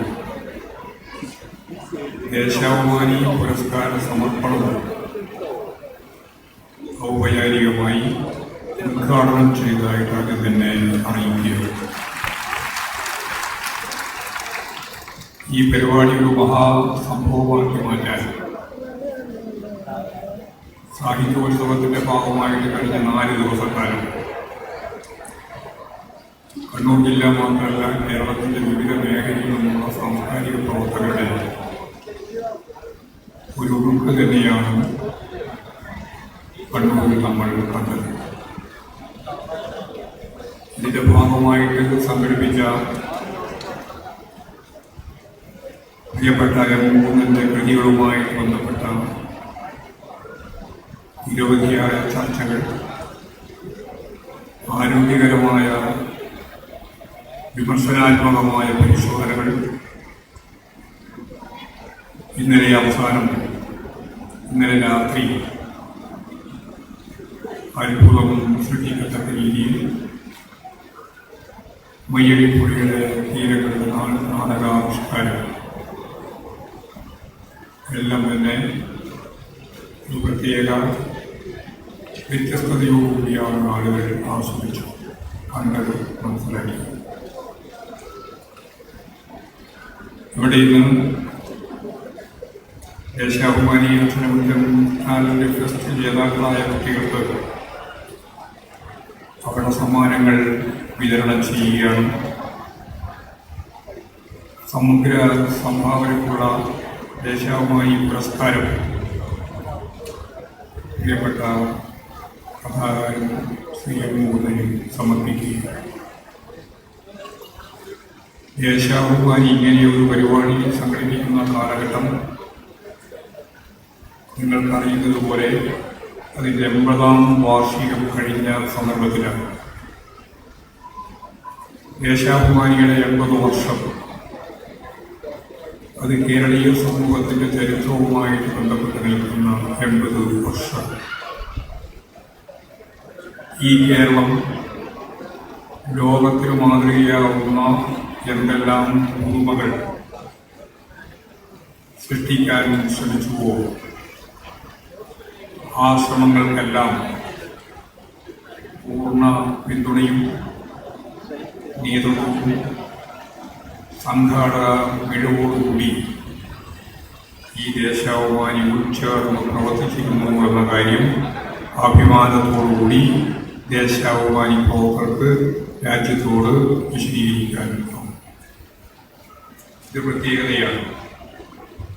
ലോകത്തെവിടെയായാലും സാമൂഹ്യ സാംസ്കാരിക രാഷ്ട്രീയ മേഖലയിൽ പ്രത്യേകിച്ച് പുരോഗമനപരമായ ഉള്ളടക്കത്തോടെ മുന്നോട്ടേക്ക് പോകുന്നതിന് സംഘടനാപരമായ ശേഷി മാത്രം പോരാ, അതിൻ്റെ ആശയ മേഖലയെ രൂപപ്പെടുത്താൻ, ആശയ തലത്തിലുള്ള പ്രവർത്തനം സംഘടിപ്പിക്കാൻ പത്രങ്ങൾക്ക്, മാസികകൾക്ക്, പ്രസിദ്ധീകരണങ്ങൾക്ക് അതുൾപ്പെടെയുള്ള സർവതലസ്പർശിയായ ഉപരിഘടനയുമായിട്ട് ബന്ധപ്പെട്ട പ്രവർത്തനങ്ങൾക്കെല്ലാം ചുമതലയുണ്ട് എന്നുള്ളത് സത്യമാണ്. അതുകൊണ്ടാണ് തൊഴിലാളി വർഗ പ്രസ്ഥാനം ഏറ്റവും ശക്തമത്തായി മുതലാളിത്തം വളർന്നുകൊണ്ടിരിക്കുന്ന ഘട്ടത്തിലാണ് കമ്മ്യൂണിസ്റ്റ് മാനിഫെസ്റ്റോ മാർക്സും എംഗൽസും കൂടി ഇന്റർനാഷണലിൻ്റെ പരിപാടി എന്ന രീതിയിൽ അവതരിപ്പിക്കുന്നത്. ആ അവതരിപ്പിച്ച രേഖയിൽ അവർ വ്യക്തതയോടുകൂടി ചൂണ്ടിക്കാണിച്ചത് നിങ്ങൾ കാണുന്നത് വളർന്നുകൊണ്ടിരിക്കുന്ന മുതലാളിത്തത്തെയാണ്.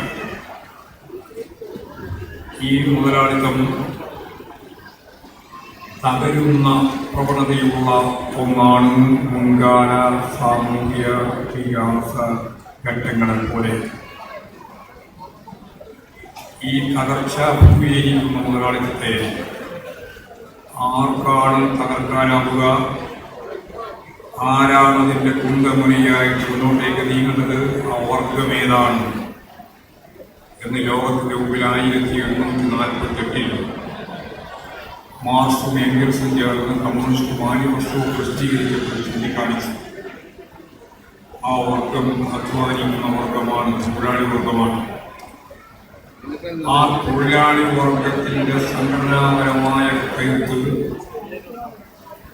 അതിൻ്റെ സംഘടന കെട്ടിപ്പടുക്കുന്നതിന് വേണ്ടിയുള്ള വിവിധ രീതിയിലുള്ള വർഗസമര പോരാട്ടങ്ങൾ, ഇതെല്ലാം നടക്കുന്ന ഘട്ടത്തിൽ തന്നെ ഉപരിഘടനയുമായിട്ട് ബന്ധപ്പെട്ട ആശയ പ്രപഞ്ചത്തെ വളരെ ഗൗരവപൂർവം തന്നെയാണ് മാർക്സും എംഗൽസും ഉൾപ്പെടെ കണ്ടത്. ഈ അടിസ്ഥാനപരമായിട്ടുള്ള വർഗസമരത്തിന്റെ നിലനിൽപ്പിന്, വളർച്ചയ്ക്ക്, മുന്നോട്ടേക്കുള്ള കുതിപ്പിന് ആശയ പരിസരത്ത് നിന്നുകൊണ്ടുള്ള പിൻബലം വളരെ വ്യക്തതയോടുകൂടി മനസ്സിലാക്കിയിട്ടുള്ളവരാണ് എല്ലാ ലോകത്തെമ്പാടുമുള്ള സാമൂഹിക പരിവർത്തനത്തിന് വേണ്ടി പ്രവർത്തിച്ച മഹാരഥന്മാരായ നേതാക്കളെല്ലാം. കേവലമായ ഒരു വളർച്ചയുണ്ടാവില്ല, ഉന്നതിക്ക് വേണ്ടിയുള്ള പോരാട്ടത്തിന്റെ ഭാഗമായിട്ട് മനുഷ്യ സമൂഹം ഉണരുമ്പോൾ അവരെ ഉണർത്താനും അവരെ ശരിയായ ദിശാബോധത്തോടെ മുന്നോട്ടേക്ക് നയിക്കാനും അതിൻ്റെ ആശയതലത്തിന് വളരെ പ്രധാനപ്പെട്ട ഉത്തരവാദിത്വമുണ്ട്. ആ കടമ നിർവഹിക്കാതെ നമുക്ക് ഈ ചരിത്ര ദൗത്യം നിർവഹിക്കാനാവില്ല എന്ന് കണ്ടുകൊണ്ടാണ് ലോകത്തെവിടെയും ഇടതുപക്ഷ രാഷ്ട്രീയത്തിൻ്റെ മാർക്സും ലെനിനിസത്തെ അടിസ്ഥാനപ്പെടുത്തി പ്രവർത്തിക്കാനുള്ള സംഘടനയും അതിൻ്റെ ഒപ്പം പ്രവർത്തിച്ച മഹാരഥന്മാരായ നേതാക്കളും മുന്നേറിയത്. ഞാനിതിവിടെ പറയുന്നത് കേരളത്തിലും ഇത് വളരെ പ്രധാനപ്പെട്ട ഒന്നാണ് എന്ന് ചൂണ്ടിക്കാണിക്കാൻ. പ്രഭാതത്തെ പറ്റി ഇവിടെ ആമുഖമായിട്ട് നേരത്തെ കാണിച്ചു. പ്രഭാതത്തിൽ നിന്ന് ദേശാഭിമാനിയിലേക്ക്, ദേശാഭിമാനി സാധാരണ ഒരു പത്രം എന്ന നിലയിൽ ആദ്യം അതിനെ കണ്ടത് ഒരു പാർട്ടിയുടെ മുഖപത്രം എന്ന നിലയിലാണ്. VMS ആണ് പറഞ്ഞത് അതല്ല, പാർട്ടിയുടെ ഒരു മുഖപത്രം എന്ന നിലയിൽ മാത്രം കണ്ടാൽ പോരാ. പാർട്ടിയുടെ മുഖപത്രം എന്ന നിലയിൽ പ്രവർത്തിക്കുമ്പോഴും യഥാർത്ഥത്തിൽ ഒരു വർത്തമാന പത്രത്തിന്റെ ദൗത്യം ഏറ്റെടുക്കാൻ ദേശാഭിമാനിക്കാവണം. ഇതാണ് ദേശാഭിമാനിയെ സംബന്ധിച്ചുള്ള VMSന്റെ വാർത്തകൾ. ഒരു പത്രം മാത്രമേ ഒരാൾ വായിക്കുന്നുള്ളൂ എങ്കിൽ, അത് ദേശാഭിമാനിയാവുന്നു എങ്കിൽ അദ്ദേഹത്തിന് സാർവദേശീയ തലത്തിലും ദേശീയ തലത്തിലും കേരളത്തിലും നമ്മുടെ പ്രദേശത്തുമുള്ള വാർത്തകൾ കൃത്യമായിട്ട് ലഭിക്കുന്നു എന്നുള്ളതിന് ഉറപ്പുണ്ടാവുമ്പോഴാണ് ഒരു പത്രം മാത്രം വാങ്ങുന്നയാൾ ദേശാഭിമാനി വാങ്ങുക എന്ന് VMS കൃത്യമായിട്ട് വിശദീകരിച്ചു. അത് ശരിയാണ്. ദേശാഭിമാനി പത്രം ഞാൻ നേരത്തെ പറഞ്ഞതുപോലെ, അല്ലെങ്കിൽ ഇവിടെ ചൂണ്ടിക്കാണിച്ചതുപോലെ CPMന്റെ മുഖപത്രമായിട്ട് നിൽക്കുമ്പോഴും അതിൽ നമ്മളെ എതിർക്കുന്നവരുൾപ്പെടെയുള്ള രാഷ്ട്രീയ പ്രസ്ഥാനത്തിന്റെ നേതാക്കളുടെ പ്രസ്താവന ഉൾപ്പെടെ കൃത്യമായിട്ട് നൽകിക്കൊണ്ട് മുന്നോട്ടേക്ക് പോകാൻ കഴിയണം ഒരു വർത്തമാന പത്രം എന്ന നിലയിൽ. നമുക്കറിയാം, ഇന്ന് ഇവിടെ അധ്യക്ഷ പ്രസംഗത്തിൽ ചൂണ്ടിക്കാണിച്ചതുപോലെ വളരെ സങ്കീർണമാണ് ലോകത്തിന്റെ അവസ്ഥ. ആരോഗ്യനിരീക്ഷണ ശക്തികൾക്ക് ലോകത്ത് മുൻകൈ ലഭിച്ച ഒരു പ്രത്യേക കാലഘട്ടമാണിത്. പ്രസംഗിക്കാൻ എളുപ്പമുള്ള ഒരു പ്രയോഗമാണ്, പക്ഷേ കേൾക്കുമ്പോൾ മനസ്സിലാക്കുമ്പോൾ ഒരു ഉൾക്കിടലുണ്ടാവുന്നതാണ് ചിത്രം. വലതുപക്ഷ തീവ്രവാദ ശക്തികൾക്ക് ലോകത്ത് മുൻകൈ നേടാനായ കാലം.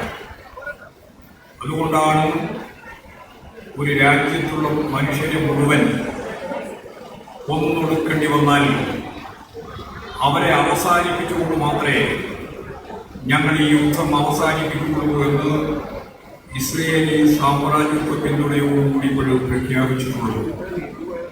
ഇത് സാധാരണ നിലയിലുള്ള പ്രശ്നമല്ല. ലോകത്തെ തീവ്ര വലതുപക്ഷ ശക്തികൾ ഒരു രാജ്യത്തെയും ഒരു ജനതയെയും പൂർണ്ണമായിട്ട് ഇല്ലായ്മ ചെയ്തുകൊണ്ട് മാത്രം അവസാനിപ്പിക്കാൻ പോകുന്ന ഒരു യുദ്ധമാണ് എന്നവർ വിളിച്ചു പറഞ്ഞുകൊണ്ടിരിക്കുകയാണ്. ഇതിന് അമേരിക്കയുടെ പൂർണ്ണമായ പിന്തുണയുണ്ട്, അതിന് ഇന്ത്യയുടെ പൂർണ്ണമായ സഹായമുണ്ട്. ഞാനിത് ഒറ്റ വാചകത്തിലാണ് പറഞ്ഞ് അവസാനിപ്പിക്കുന്നത്.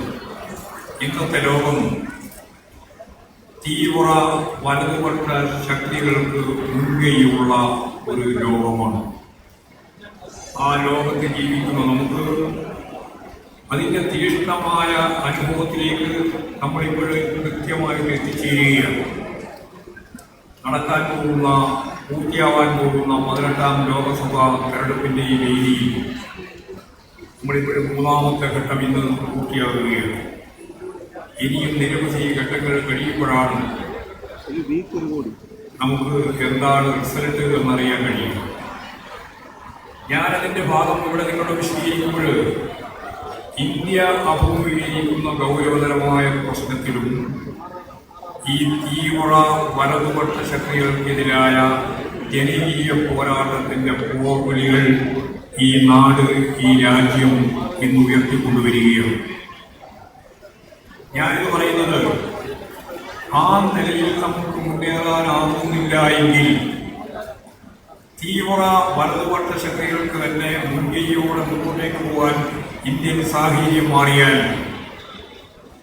ഞാൻ നിങ്ങളോട് പറയാൻ ആഗ്രഹിക്കുകയാണ്, അടുത്ത പ്രാവശ്യം 13ാമത് നടത്താൻ നമ്മൾ ഉദ്ദേശിക്കുന്ന ദേശാഭിമാനി അക്ഷരമുറ്റം ടാലന്റ് ഫെസ്റ്റ്, ദേശാഭിമാനി കഴിഞ്ഞ 5 വർഷക്കാലമായിട്ട് നൽകിക്കൊണ്ടിരിക്കുന്ന പ്രത്യേക തലത്തിലുള്ള പുരസ്കാരം, സമഗ്ര സംഭാവനക്കുള്ള പുരസ്കാരം ഇതുപോലെ 10,000-കണക്കിന് ആളുകളെ അണിനിരത്തി സംഘടിപ്പിക്കാനാവുമോ എന്ന ഉത്കണ്ഠ എന്നിലും നിങ്ങളിലും നിറയുകയാണ്.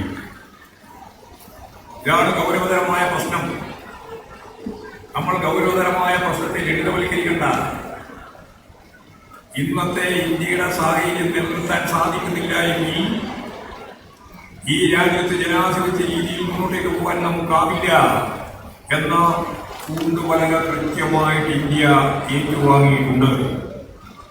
അതുകൊണ്ടാണ് ഞാൻ പറഞ്ഞത്, തീവ്ര വലതുപക്ഷ ശക്തികൾക്ക് ലോകത്ത് മേധാവിത്വം, ആ തീവ്ര വലതുപക്ഷ ശക്തികൾക്ക് ഇന്ത്യയിൽ കൂടി മേധാവിത്വം നേടാനായാൽ മാസത്തിന്റെ തീഷ്ണഫലം ഇന്ത്യൻ ജനത ഏറ്റുവാങ്ങേണ്ടി വരുമെന്ന ഉത്കണ്ഠ നമ്മൾ അറിഞ്ഞാലും അറിഞ്ഞില്ലെങ്കിലും നമ്മളിൽ ഉണ്ടാവണമെന്ന ഗൗരവമായ കാര്യം ഞാനിവിടെ സൂചിപ്പിച്ചു എന്ന് മാത്രമേ ഉള്ളൂ. എല്ലാം തന്നെ ജനാധിപത്യത്തിന്റെയും മതനിരപേക്ഷതയുടെയും ഭരണഘടനയുടെയും പശ്ചാത്തലത്തിൽ നിന്നുകൊണ്ട് വേണം നമുക്ക് ഇപ്പോഴും ചർച്ച ചെയ്യാൻ. അതൊന്നുമില്ലാത്ത ഒരു ഇന്ത്യയിലേക്ക് പോയാൽ പിന്നെ അക്ഷരമുറ്റ പരിപാടിയും സമഗ്ര സംഭാവന, അതിൻ്റെ സാംസ്കാരിക ഉത്സവവും എല്ലാം എങ്ങനെയാണ് നടത്താനാവുക എന്നുള്ളതിൻ്റെ ഉത്കണ്ഠയിലാണ് ഞാൻ ആ കാര്യം പറഞ്ഞു വെച്ചത്. നമുക്കറിയാം, ഞാൻ നേരത്തെ ചൂണ്ടിക്കാണിച്ച ആശയതലം വളരെ പ്രധാനമാണ്. ദേശാഭിമാനി അതിന് 80 വർഷക്കാലം പിന്നിട്ടു. ശുദ്ധശൂന്യതയിൽ നിന്നാണ് ദേശാഭിമാനി ആരംഭിക്കുന്നത്.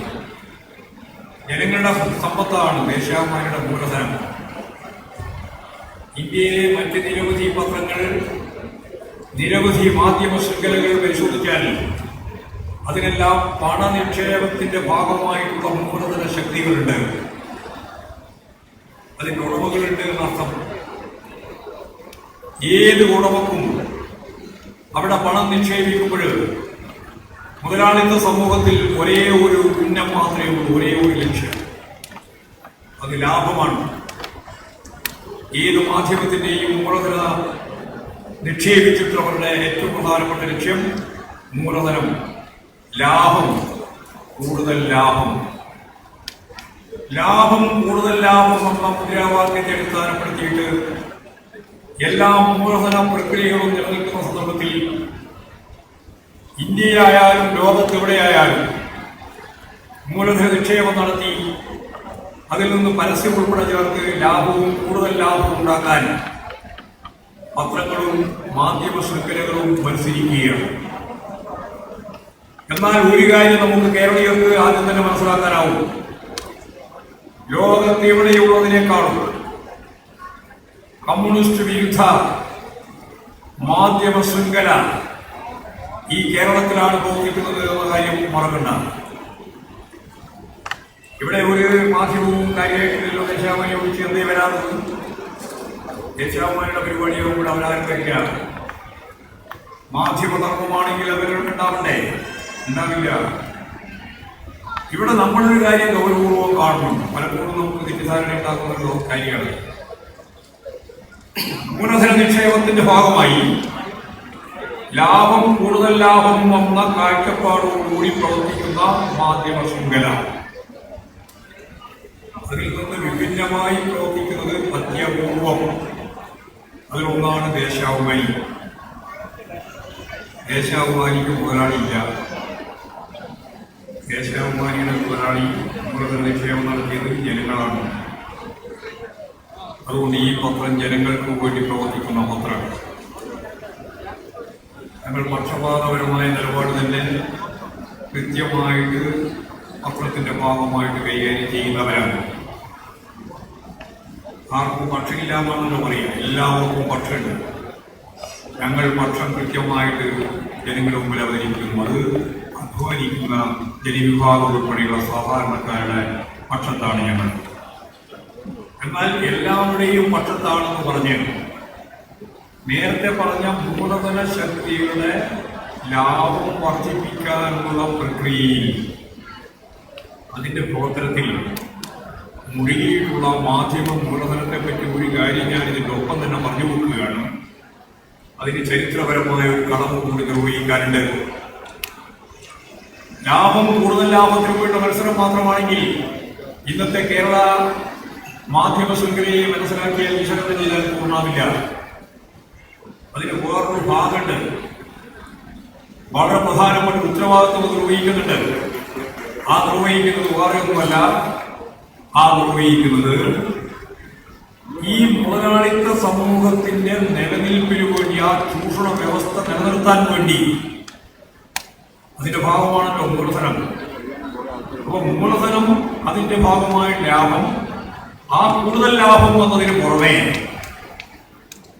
ഈ മൂലധന നിക്ഷേപം നടത്തിയ മുതലാളിമാർ ഉൾപ്പെടെയുള്ള വർഗത്തിന്റെ എന്ന് പറഞ്ഞാൽ മുതലാളിത്തത്തിന്റെ താല്പര്യം നിലനിർത്താൻ വേണ്ടിയുള്ള വാർത്തകൾ സൃഷ്ടിക്കുക, വാർത്തകൾ ഉൽപ്പാദിപ്പിക്കുക, വാർത്തകൾ കൊടുക്കില്ല, വാർത്തകൾ ഉൽപ്പാദിപ്പിക്കുക, ആ വാർത്തകൾ ജനങ്ങളുടെ മുമ്പിൽ ആശയമായിട്ട് രൂപപ്പെടുത്തി പൊതുസമ്മതി നേടുക. ഇതാണ് ധനമൂലധനത്തിന്റെ ഭാഗമായിട്ട് നിൽക്കുന്ന മൂലധന നിക്ഷേപത്തിന്റെ ഉത്തരവാദിത്വം. സമൂഹത്തിന്റെ ഒരു പൊതു മനസ്സായി മുതലാളിത്ത താല്പര്യങ്ങളെയും വർഗ കാഴ്ചപ്പാടിനെയും ഫലപ്രദമായിട്ട് കൈകാര്യം ചെയ്തുകൊണ്ട് അധ്വാനിക്കുന്ന തൊഴിലാളികൾക്കെതിരായി, കൃഷിക്കാർക്കെതിരായി, ജീവനക്കാർക്കെതിരായി, ഇടത്തരക്കാർക്കെതിരായി, ഈ ജനവിഭാഗങ്ങൾക്കെല്ലാം എതിരായി വർഗപരമായി മുതലാളിത്തത്തിന്റെ താല്പര്യം അവരുടെ മേലെ, അവരുടെ മനസ്സിൽ, അവരുടെ ആശയതലത്തിൽ രൂപപ്പെടുത്തുക എന്ന പണി കൂടി മറ്റൊരു മൂലധനവും നിർവഹിക്കാത്ത ചുമതല മാധ്യമ മൂലധനം നിർവഹിക്കുന്നുണ്ട്. ചുരുക്കി പറഞ്ഞാൽ ഇങ്ങനെ ഭരണവർഗ താല്പര്യത്തോടൊപ്പം അവരുടെ തന്നെ നിലനിൽപ്പും വളർച്ചയും ലക്ഷ്യമിട്ടുകൊണ്ട് വാർത്തകൾ സൃഷ്ടിക്കാൻ, വാർത്തകൾ ചമക്കാൻ, വാർത്തകൾ നിർമ്മിക്കാൻ, അത് ഈ രാജ്യത്തിലെ ജനങ്ങളുടെ മേലെ അടിച്ചേൽപ്പിക്കാൻ ഈ മൂലധന നിക്ഷേപ ശക്തികൾക്ക്, വാർത്താ ശൃംഖലകൾക്ക് സാധിക്കുന്നു എന്നുള്ള അപകടം തിരിച്ചറിയാനാവുന്നില്ലെങ്കിൽ നമ്മുടെ കയ്യിൽ ഒന്നുമില്ല. നമ്മൾ സ്ഥിരമായിട്ട് പറഞ്ഞുകൊണ്ടിരിക്കുന്നത് ജനങ്ങളോടാണ് നിരന്തരമായി സംവേദിക്കുന്നത്. ആ സംവേദിക്കാതെ നമുക്ക് മുന്നോട്ടേക്ക് പോകാനാവുകയില്ല.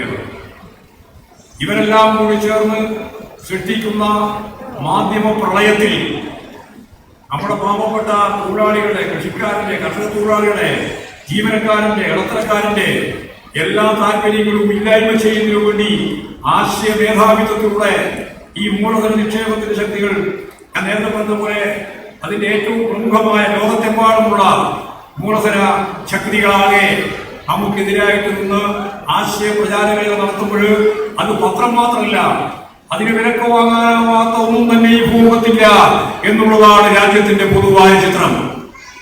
അതെല്ലാവരെയും വിലക്ക് വാങ്ങും, ചാനലുകളെ വിലക്ക് വാങ്ങും, മാധ്യമങ്ങളെ ഓരോന്നോരോന്നായിട്ട് വിലക്ക് വാങ്ങും.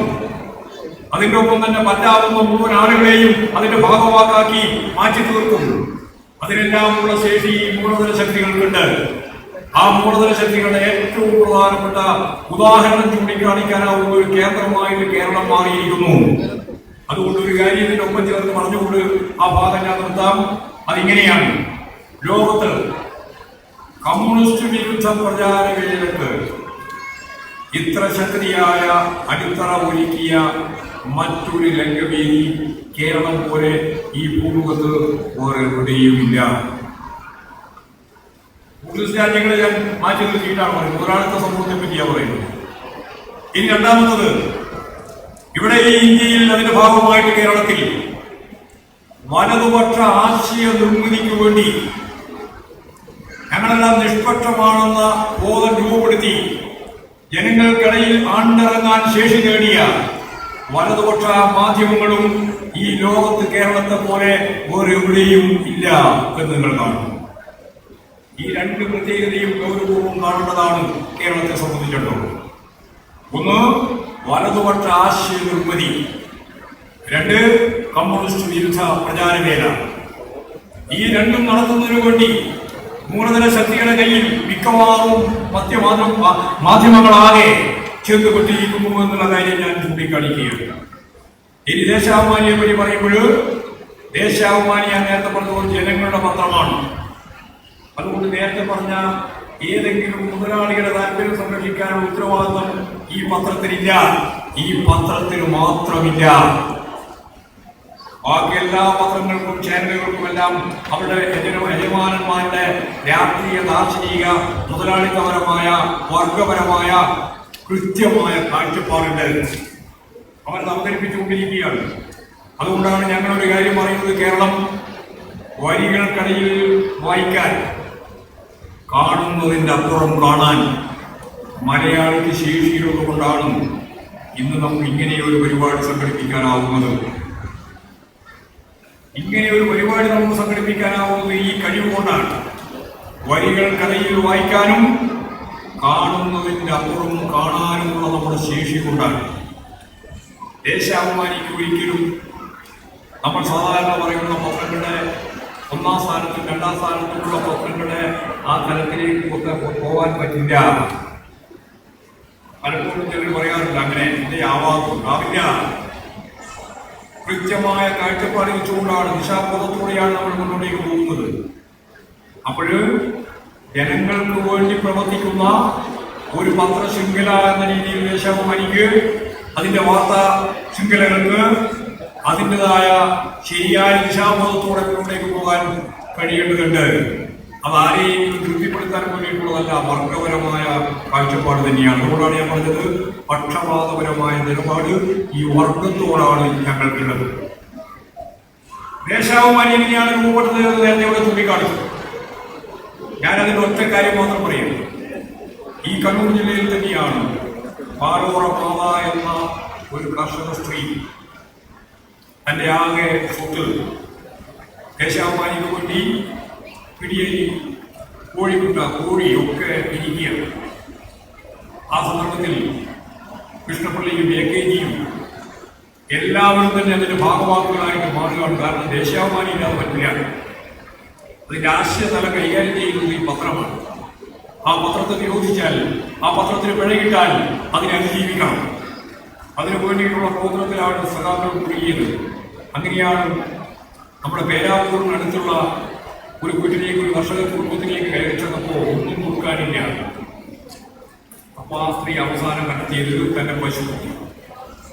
ആ പശുക്കളുടെ കിടാവിനെ അങ്ങോട്ട് ഇരിക്കുകയാണ്.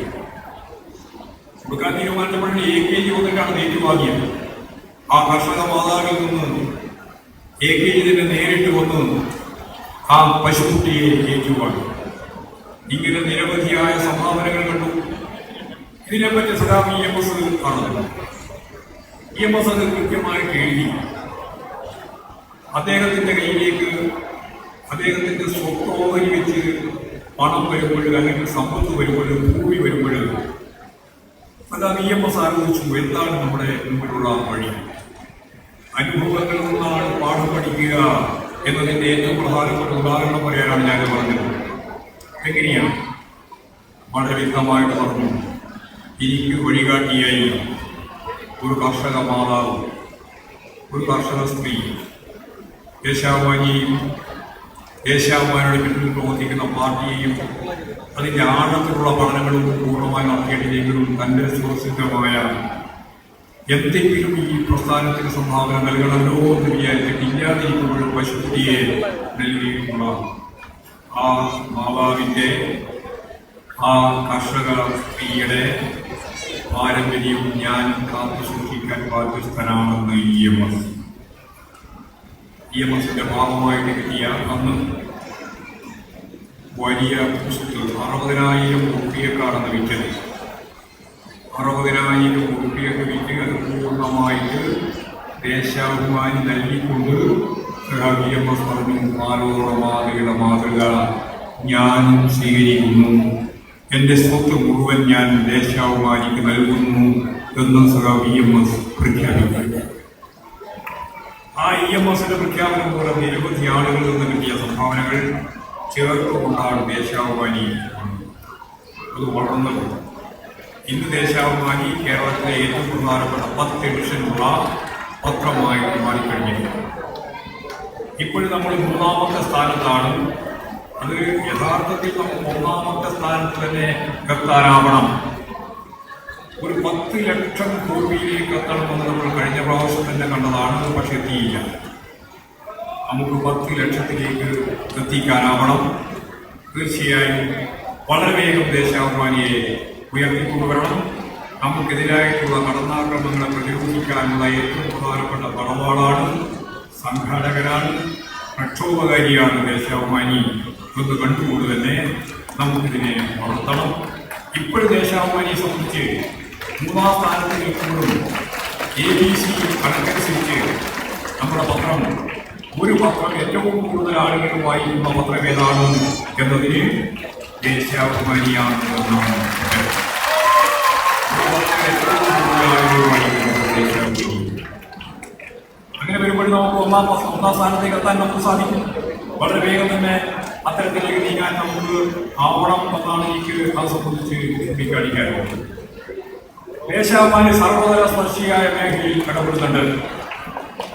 ഞാൻ നേരത്തെ പറഞ്ഞതുപോലെ ഒരു വാർത്താ പത്രം എന്ന നിലയിലുള്ള പ്രവർത്തനത്തിൻ്റെ ഒപ്പം അതിൻ്റെ എല്ലാ തലങ്ങളിലും സാംസ്കാരിക മേഖല, ഉൾപ്പെടെയുള്ള മേഖല എല്ലാത്തിലും ദേശാഭിമാനി ഇടപെടുന്നുണ്ട്. ദേശാഭിമാനിയുമായിട്ട് സഹകരിക്കുന്ന 100 കണക്കിന് ചിന്തകന്മാര്, അതുപോലെ തന്നെ പത്രാധിപന്മാര്, ഏറ്റവും പ്രധാനപ്പെട്ട ബുദ്ധിജീവികൾ എല്ലാം ഈ കേരളത്തിലുണ്ട്. ഇന്നലെ തന്നെ 2-3-4 ദിവസമായി 100 കണക്കിന് ആളുകളാണ് ഈ സർഗോത്സവവുമായിട്ട് ബന്ധപ്പെട്ടുകൊണ്ട് സാഹിത്യോത്സവത്തിന്റെ ഭാഗമായി ഇവിടെ ഈ കണ്ണൂരിൽ എത്തിച്ചേർന്നു. ഒരു കാര്യം നമ്മളെല്ലാം നല്ലതുപോലെ മനസ്സിലാക്കണം. മലയാളത്തിന് ലോകോത്തരമായ കഴിവുള്ള ശേഷിയുള്ള എഴുത്തുകാരുണ്ട്. പക്ഷെ മലയാളം ഒരു ചെറിയ ഭാഷയാണ്. ഈ 2-3 കോടി മനുഷ്യന്മാരുടെ ഒരു ഭാഷയാണ്. അതുകൊണ്ട് തന്നെ ലോകത്ത് ഇംഗ്ലീഷിനോ മറ്റേതെങ്കിലും ഭാഷക്കോ ലഭിക്കുന്നത് പോലെയുള്ള ഒരു സ്വീകാര്യത നമ്മുടെ അപൂർവം ആളുകൾക്ക് മാത്രമേ ലഭിക്കുന്നുള്ളൂ.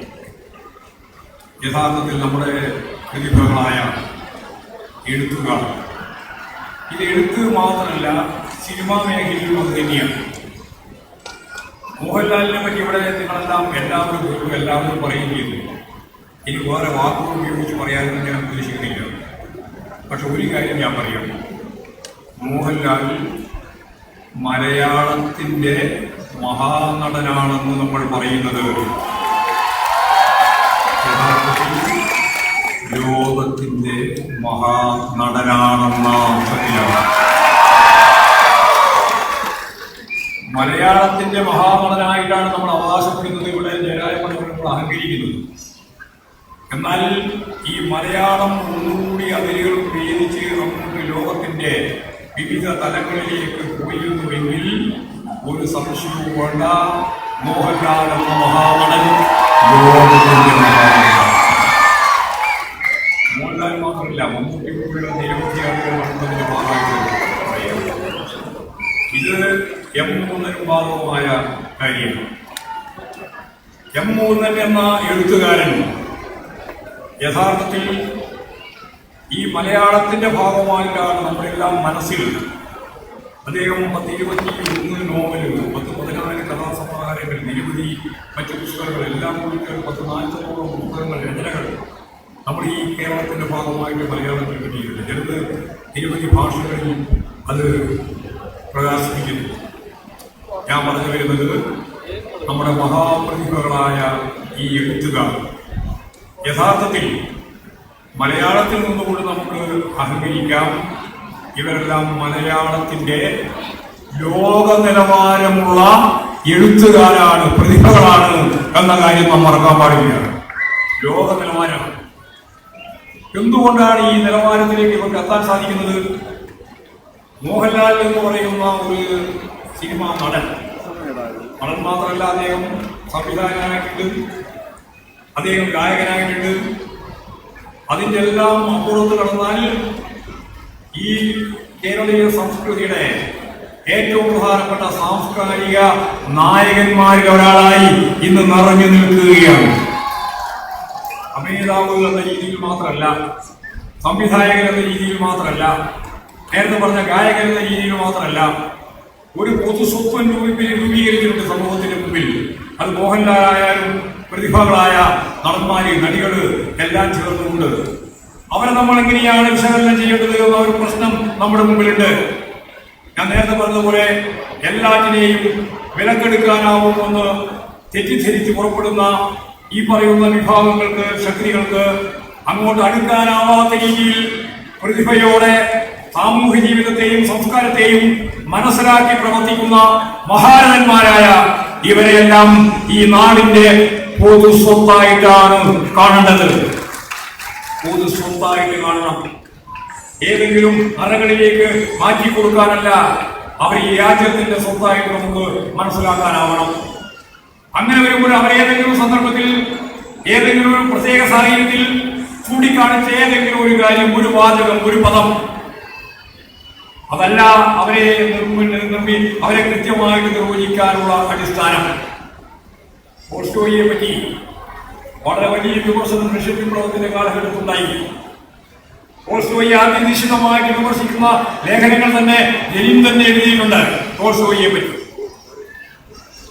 ആ ടോൾസ്റ്റോയിയെ പറ്റി എഴുതിയിട്ടുള്ള ലെനിൻ റഷ്യൻ വിപ്ലവത്തിന്റെ കാലത്ത് എഴുതിയ യുദ്ധവും സമാധാനവും എന്ന പുസ്തകം ഉൾപ്പെടെ വെച്ചിട്ട് എനിക്ക് പറഞ്ഞു, ഇത് റഷ്യൻ വിപ്ലവത്തിന്റെ കണ്ണാടിയാണ്. വിമർശനമില്ലായിട്ടല്ല, വിമർശനമുണ്ടായിട്ടുണ്ട്. വിമർശനമുണ്ടായി എന്നുള്ളതുകൊണ്ട് ആ വിമർശനത്തിന്റെ മേലെ എല്ലാ കാര്യങ്ങൾ കൈകാര്യം ചെയ്യേണ്ടത് അവർ ഒരു ജീവിതകാലം മുഴുവൻ നടത്തിയിട്ടുള്ള സാമൂഹ്യ ജീവിതത്തിന്റെ, സാംസ്കാരിക ജീവിതത്തിന്റെ, കലാരംഗത്ത് ഉൾപ്പെടെ നടത്തിയിട്ടുള്ള പ്രവർത്തനങ്ങളിൽ ആകെ ഈ സമൂഹത്തെ മുന്നോട്ടേക്ക് നയിക്കാൻ അവർ നൽകിയ സംഭാവന എന്ത് എന്ന് കൃത്യമായി അടയാളപ്പെടുത്തിക്കൊണ്ട് അവരെ മനസ്സിലാക്കാൻ, അവരെ കൃത്യമായ രീതിയിൽ രാജ്യത്തിന്റെ സമ്പത്താക്കി, നമ്മുടെ സ്വത്താക്കി മാറ്റാൻ നമുക്ക് സാധിക്കണം. അങ്ങനെ അല്ലാതെ വരുന്ന വിമർശനങ്ങളെയും അല്ലാതെ വരുന്ന രീതിയിലുള്ള നിരൂപണ സംവിധാനങ്ങളെയും എല്ലാം നമ്മൾ പുതുക്കണം. എല്ലാറ്റിനെയും പുതുക്കണമെന്ന് പറയുന്നത് പോലെ ഇപ്പോ മഹാനടനെന്ന് മോഹൻലാലിനെ പറ്റി നമ്മൾ പറയുമ്പോഴെന്താ പ്രത്യേകത? സാധാരണ സ്ക്രിപ്റ്റ് അടിസ്ഥാനപ്പെടുത്തിയിട്ട് ഒരു അഭിനയം കാഴ്ചവെക്കുന്ന നടനല്ല മോഹൻലാൽ. അങ്ങനെയാണെങ്കിൽ മഹാപ്രതിഭയാണ്. ഓരോ മേഖലയിലും ഓരോ കഥാപാത്രത്തെയും തന്റെ സ്വത്വപരമായ ശേഷി കൂടി ചേർത്ത് പുതുക്കുക, രൂപപ്പെടുത്തുക, അതിന്റെ സൂക്ഷ്മാംശത്തിലേക്ക് പോകുക, അത് ഓരോന്നും വ്യത്യസ്തമാവുക. ആ വ്യത്യസ്തതയ്ക്ക് വേണ്ടിയുള്ള ജീവിത സമരമായി സിനിമാ ലോകത്തെ മാറ്റിയെടുക്കാൻ കഴിഞ്ഞതിന്റെ ഭാഗമായിട്ടാണ് മഹാനടനായി മോഹൻലാലിന് ഇന്ന് ലോകത്തിന്റെ മുമ്പിൽ നിൽക്കാൻ സാധിക്കുന്നത്. അതായും ആ പ്രത്യേകതയുണ്ടല്ലോ, ആ ശേഷിയുണ്ടല്ലോ, ആ കഴിവുണ്ടല്ലോ. ഓരോ കഥാപാത്രത്തെയും തന്റെ ശേഷി കൂടി ഉച്ചേർത്തുകൊണ്ട് അതിനെ ആ രീതിയിൽ രൂപപ്പെടുത്താൻ സാധിക്കുന്ന ആ കഴിവുണ്ടല്ലോ. ആ കഴിവ് ഇപ്പോഴും മോഹൻലാലുണ്ട് എന്നുള്ളതുകൊണ്ടാണ് ഇന്നും മോഹൻലാൽ കേരളത്തിന്റെ, ഇന്ത്യയുടെ, ലോകത്തിന്റെ മഹാനടനായി നിൽക്കുന്നത് എന്ന കാര്യം നമ്മൾ മനസ്സിലാക്കണം. ഇതാണ് അടിസ്ഥാനപരമായ കാര്യം. ഇത് തന്നെയാണ് നമ്മുടെ പ്രിയപ്പെട്ട എഴുത്തുകാരൻ മൂന്നിനുമായിട്ട് ബന്ധപ്പെട്ട കാര്യം. ഓരോ ദിവസം കഴിയുമ്പോഴും, ഓരോ മാസം കഴിയുമ്പോഴും, ഓരോ വർഷം കഴിയുമ്പോഴും താൻ സ്വയം തന്നെ നിർണയിക്കുന്ന തലത്തിലേക്ക് നമ്മുടെ പ്രിയപ്പെട്ട എഴുത്തുകാരൻ മൂന്നാളും മാറുകയാണ്. അതാ കാര്യം. ഇവിടെ പറഞ്ഞു, വിശദീകരിച്ചുകൊണ്ട് തന്നെ വിശകലനം ചെയ്തു. നമ്മുടെ അധ്യക്ഷൻ തന്നെ പറഞ്ഞു, ഇവിടെ എന്തൊക്കെ കടന്നു വന്നു? ആസ്വീയത, ഉത്തരാസ്വീയത, അതിന്റെ എല്ലാ ഭാഗമായിട്ടുള്ള നിരവധി കൈവഴികൾ എല്ലാം കടന്നു വരുമ്പോഴും മുകുന്ദൻ അതിന്റെ എല്ലാ ഭാഗമായിട്ടും, അതിന്റെ എല്ലാം കൂടെയും, അതിന്റെ എല്ലാം ഒപ്പോഴും ചേർന്ന് അതിന്റെ അപ്പുറം കാണാനുള്ള ശ്രമം നടത്തുകയായിരുന്നു. അതാണ് ഏറ്റവും അവസാനം പ്രസിദ്ധീകരിച്ച പുസ്തകം നിങ്ങൾ എന്ന പുസ്തകത്തിലൂടെ അദ്ദേഹം പറഞ്ഞു കൊടുക്കുന്നത്.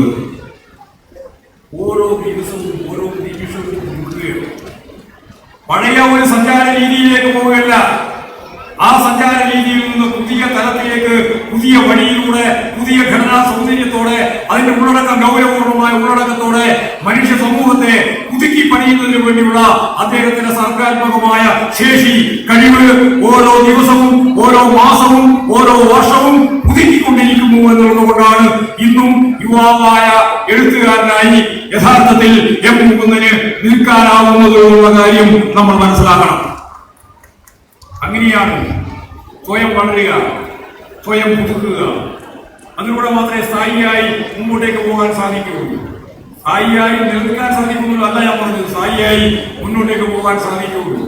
അതൊരു നടനെ സംബന്ധിച്ചും പ്രധാനമാണ്, അതൊരു പ്രധാനപ്പെട്ട എഴുത്തുകാരനെ സംബന്ധിച്ചും പ്രധാനമാണ്. ഇനി അതൊരു കാര്യം കൂടി ഇതിന്റെ ഭാഗമായിട്ട് പറയാൻ ആഗ്രഹിക്കുന്നുണ്ട്. അതെല്ലാത്തിനും ബാധകമാണ്. പഴഞ്ചൻ രീതിയിൽ നിന്ന് മുമ്പോട്ടേക്ക് പോകാൻ നമുക്കാവില്ല. എല്ലാത്തിനെയും പുതുക്കിക്കൊണ്ടേയിരിക്കണം. മാർസത്തെ പറ്റി പറയുമ്പോൾ സാധാരണ പറയുന്ന ഒരു കാര്യമുണ്ട്. നൂറ്റാണ്ടുകൾക്ക് മുമ്പ് 1848 വേണമെങ്കിൽ കമ്മ്യൂണിസ്റ്റ് മാനിഫെസ്റ്റോയുടെ കാലം നിങ്ങൾക്ക് വേണമെങ്കിൽ അതിന്റെ ആവിർഭാവ ഘട്ടമായിട്ട്, അല്ലെങ്കിൽ കമ്മ്യൂണിസ്റ്റ് ലീഗ് 1847 അതിന്റെ ആവിർഭാവ ഘട്ടമായിട്ട് പറയാം. മാർക്സ്, എംഗൽസ്, ലെനിൻ, സ്റ്റാലിൻ ഇവരെല്ലാം അതിൽ ഏറ്റവും പ്രധാനപ്പെട്ട അതിന്റെ ശക്തരായ വക്താക്കളായിട്ട് നമുക്ക് കാണാം. ശരിയാണ്. പക്ഷേ ഞാൻ ഈ പറഞ്ഞ കാര്യം മാർക്സത്തിനും ബാധകമാണ്. മാർക്സത്തിനെ വളമാകുക. ഓരോ ദിവസവും ലോകം, ഈ പ്രകൃതി, പ്രപഞ്ചം, അതിന്റെ ഭാഗമായിട്ടുള്ള ഓരോ കാര്യങ്ങൾ എല്ലാം തന്നെ നമ്മൾ മനസ്സിലാക്കിക്കൊണ്ടിരിക്കുകയാണ്. പുതിയ പുതിയ ആശയങ്ങൾ, പുതിയ പുതിയ രീതി, അതെല്ലാ രംഗത്തും സർവ്വതല സ്പർശിയായ മേഖലയിൽ വരും. സാഹിത്യ രംഗത്ത് മാത്രമല്ല, സിനിമയിൽ മാത്രമല്ല, അതുപോലെ തന്നെ കലാരംഗത്ത് മാത്രമല്ല, രാഷ്ട്രീയ മേഖലയിൽ മാത്രമല്ല, സർവ്വതല സ്പർശിയായ രീതിയിൽ ഈ ലോകം പുതുക്കിക്കൊണ്ടിരിക്കുകയാണ്. ആ പുതുക്കിക്കൊണ്ടിരിക്കുന്നവർക്ക് മാത്രമേ മുന്നോട്ടേക്ക് പോകാൻ സാധിക്കുകയുള്ളൂ. അപ്പോൾ ഒരു കാര്യം ഞാൻ പറഞ്ഞു വെക്കുന്നത് ഇങ്ങനെയാണ്. മാർക്സും എംഗൽസും ലെനിനും ഉൾപ്പെടെയുള്ളവർ എഴുതിയ പുസ്തകത്തിന്റെ താളുകളിലുള്ള ഖണ്ഡികപരമായ കാര്യം മാത്രം ഉൾക്കൊള്ളുന്നതല്ല മാർക്സം.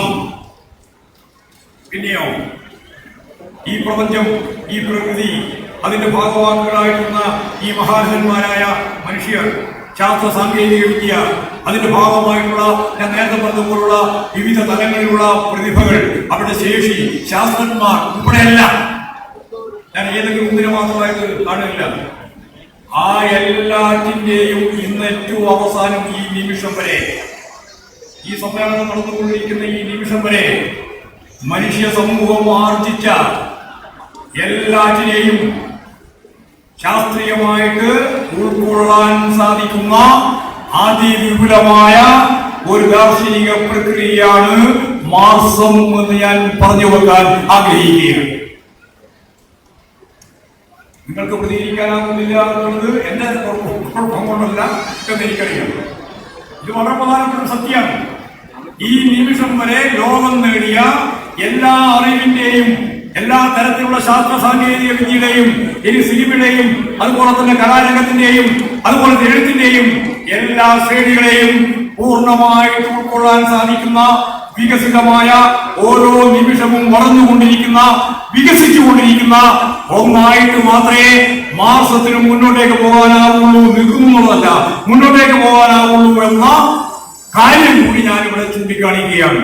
അപ്പൊ ഒറ്റ കാര്യം മാത്രമേ അതിന്റെ ഭാഗമായിട്ട് പറയാനുള്ളൂ. എല്ലാം മാറിക്കൊണ്ടിരിക്കുകയാണ്.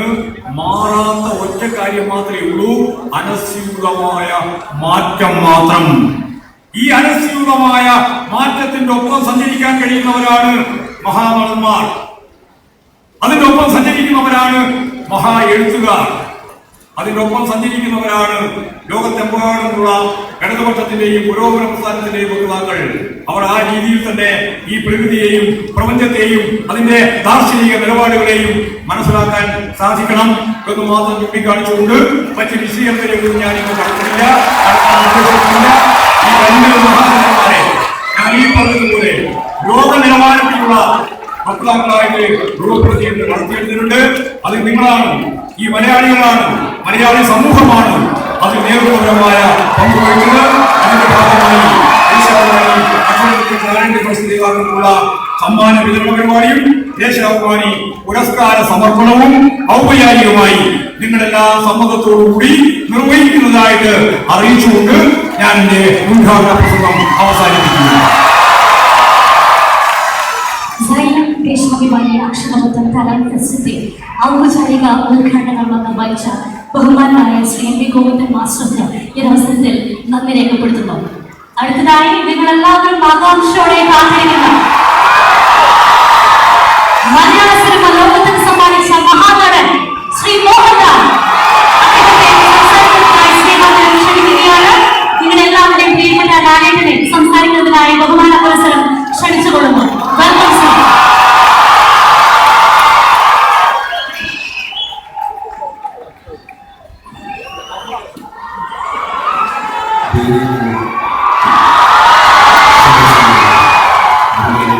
പ്രിയപ്പെട്ടവരെ, ജനന്മാരെ, എല്ലാവർക്കും സന്തോഷകരമായിട്ടും സഹായമുണ്ട്. കണ്ണൂരിൻ്റെ ഈ അക്ഷരമുറ്റത്ത് നോക്കുമ്പോൾ ഒരു അഭിനേതാവ് എന്ന നിലയിൽ ഒരുപാട് ഓർമ്മകൾ എൻ്റെ മനസ്സിലോടുന്നു. ഒരുപാട് സൗഹൃദങ്ങൾ, ഒരുപാട് സുഹൃത്തുക്കൾ, ഒരുപാട് ഓർമ്മകളുള്ള സ്ഥലമാണ് കണ്ണൂർ. ഏതാണ്ട് 40-45 വർഷമായിട്ട് ഞാൻ കണ്ണൂരിനെ അറിയുന്നു. ഞാൻ പഠിച്ചിരുന്ന കാലം മുതൽ ഒരുപാട് സിനിമകൾ ഞാൻ ഇവിടെ ചെയ്തിട്ടുണ്ട്. കുറേ നല്ല സിനിമകൾ എനിക്ക് ഈ നഗരം തന്നിട്ടുണ്ട്. പെട്ടെന്ന് എടുത്തു പറയാവുന്ന സിനിമകൾ ഞാൻ ഈ വഴി വരുമ്പോൾ ഞാൻ കണ്ണൂർ സെൻട്രൽ ജയിലിൽ കാണുകയുണ്ടായി. സതയം എന്ന ചിത്രം, അതുപോലെ അയാൾ കഥ എഴുതുകയാണ് എന്ന ചിത്രം, ഒരുപാട് സിനിമകൾ, ഒരുപാട് ചിത്രങ്ങൾ മാത്രമല്ല, ഒരുപാട് സൗഹൃദങ്ങൾ, ഒരുപാട് ഓർമ്മകൾ കണ്ണൂർ നഗരം എനിക്ക് തന്നിട്ടുണ്ട്. വധശിക്ഷ കാത്തിവിടുത്തെ സെൻട്രൽ ജയിലിൽ കിടക്കുന്ന സത്യനാഥനും സുഹൃത്തായ തഹസീൽദാരുടെ വീട് അന്വേഷിച്ചു വരുന്ന ജോലി സാഗരപ്പുറവും ചിത്രീകരിച്ച ഈ കാറ്റക്സ് ജംഗ്ഷനും പെയ്യാമ്പലും ബീച്ചും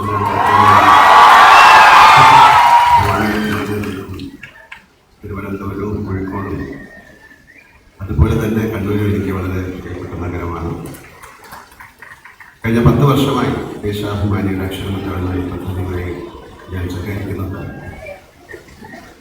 10 വർഷം എന്ന് പറയുന്നത് വലിയ കാലയളവാണ്.